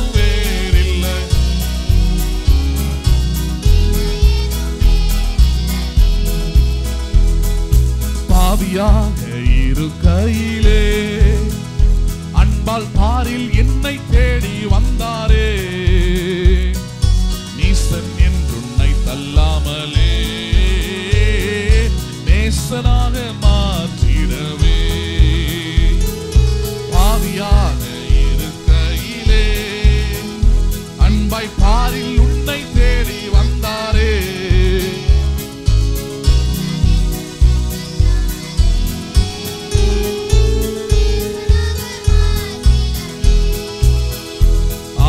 இயேசுவின் மகா அன்பிதே, அதன் ஆழம் அறியலாகுமோ. ஆஹா இயேசுவின் மகா அன்பிதே, அதன் ஆழம் அறியலாகுமோ. இதற்கின ஏதும் வேறில்லையே,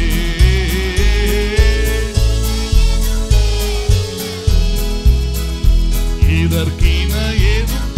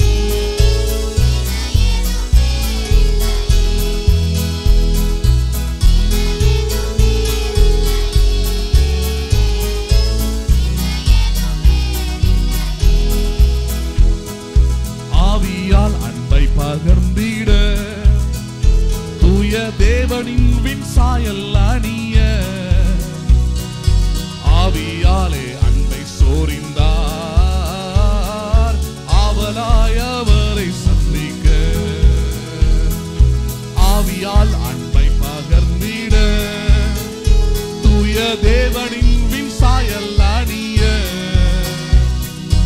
ஆவியாலே அன்னை சோரிந்தார் அவளாயவரை சந்திக்க. ஆஹா இயேசுவின் மகா அன்பிலே அதில் ஆழம் அறியலாகுமோ.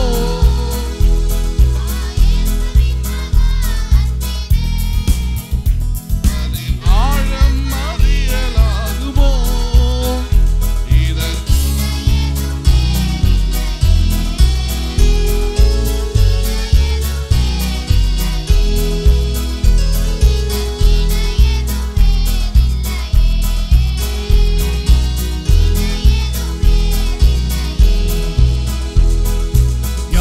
வீதி தினம் அதிலே நீயும் நிலையாகும் தைரியம் பெறவே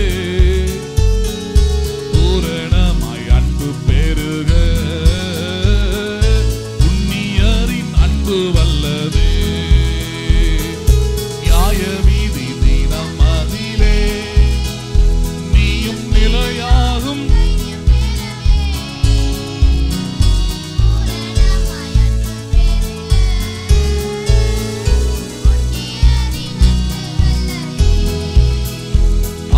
இயேசுவின் மகா அன்பிலே அதில் ஆழம் அறியலாகுமோ. ஆஹா இயேசுவின் மகா அன்பிலே அதில் ஆழம் அறியலாகுமோ. இதற்கின ஏது வேறில்லையே.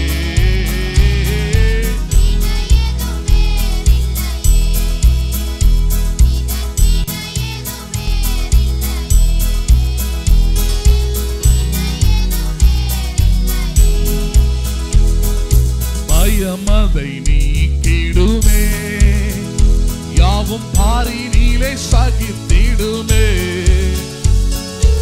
அது விசுவாசம் நாடிடுமே. அன்பு ஒரு காலம் மொழியாது. பயம் அதை நீக்கிடுமே யாவும் பாரினிலே சகித்திடுமே. அது விசுவாசம் நாடிடுமே. அன்பு ஒரு காலம். ஆஹா இயேசுவின் மகா அன்பிலே அதில் ஆழம் அறியலாகுமோ. எங்கள் இயேசுவின் மகா அன்பிலே அதில் ஆழம் அறியலாகுமோ. இதற்கின ஏது வேறில்லை.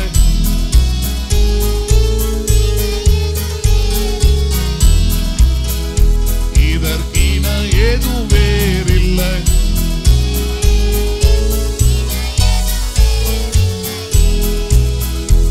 இதற்கின ஏது வேறில்லை.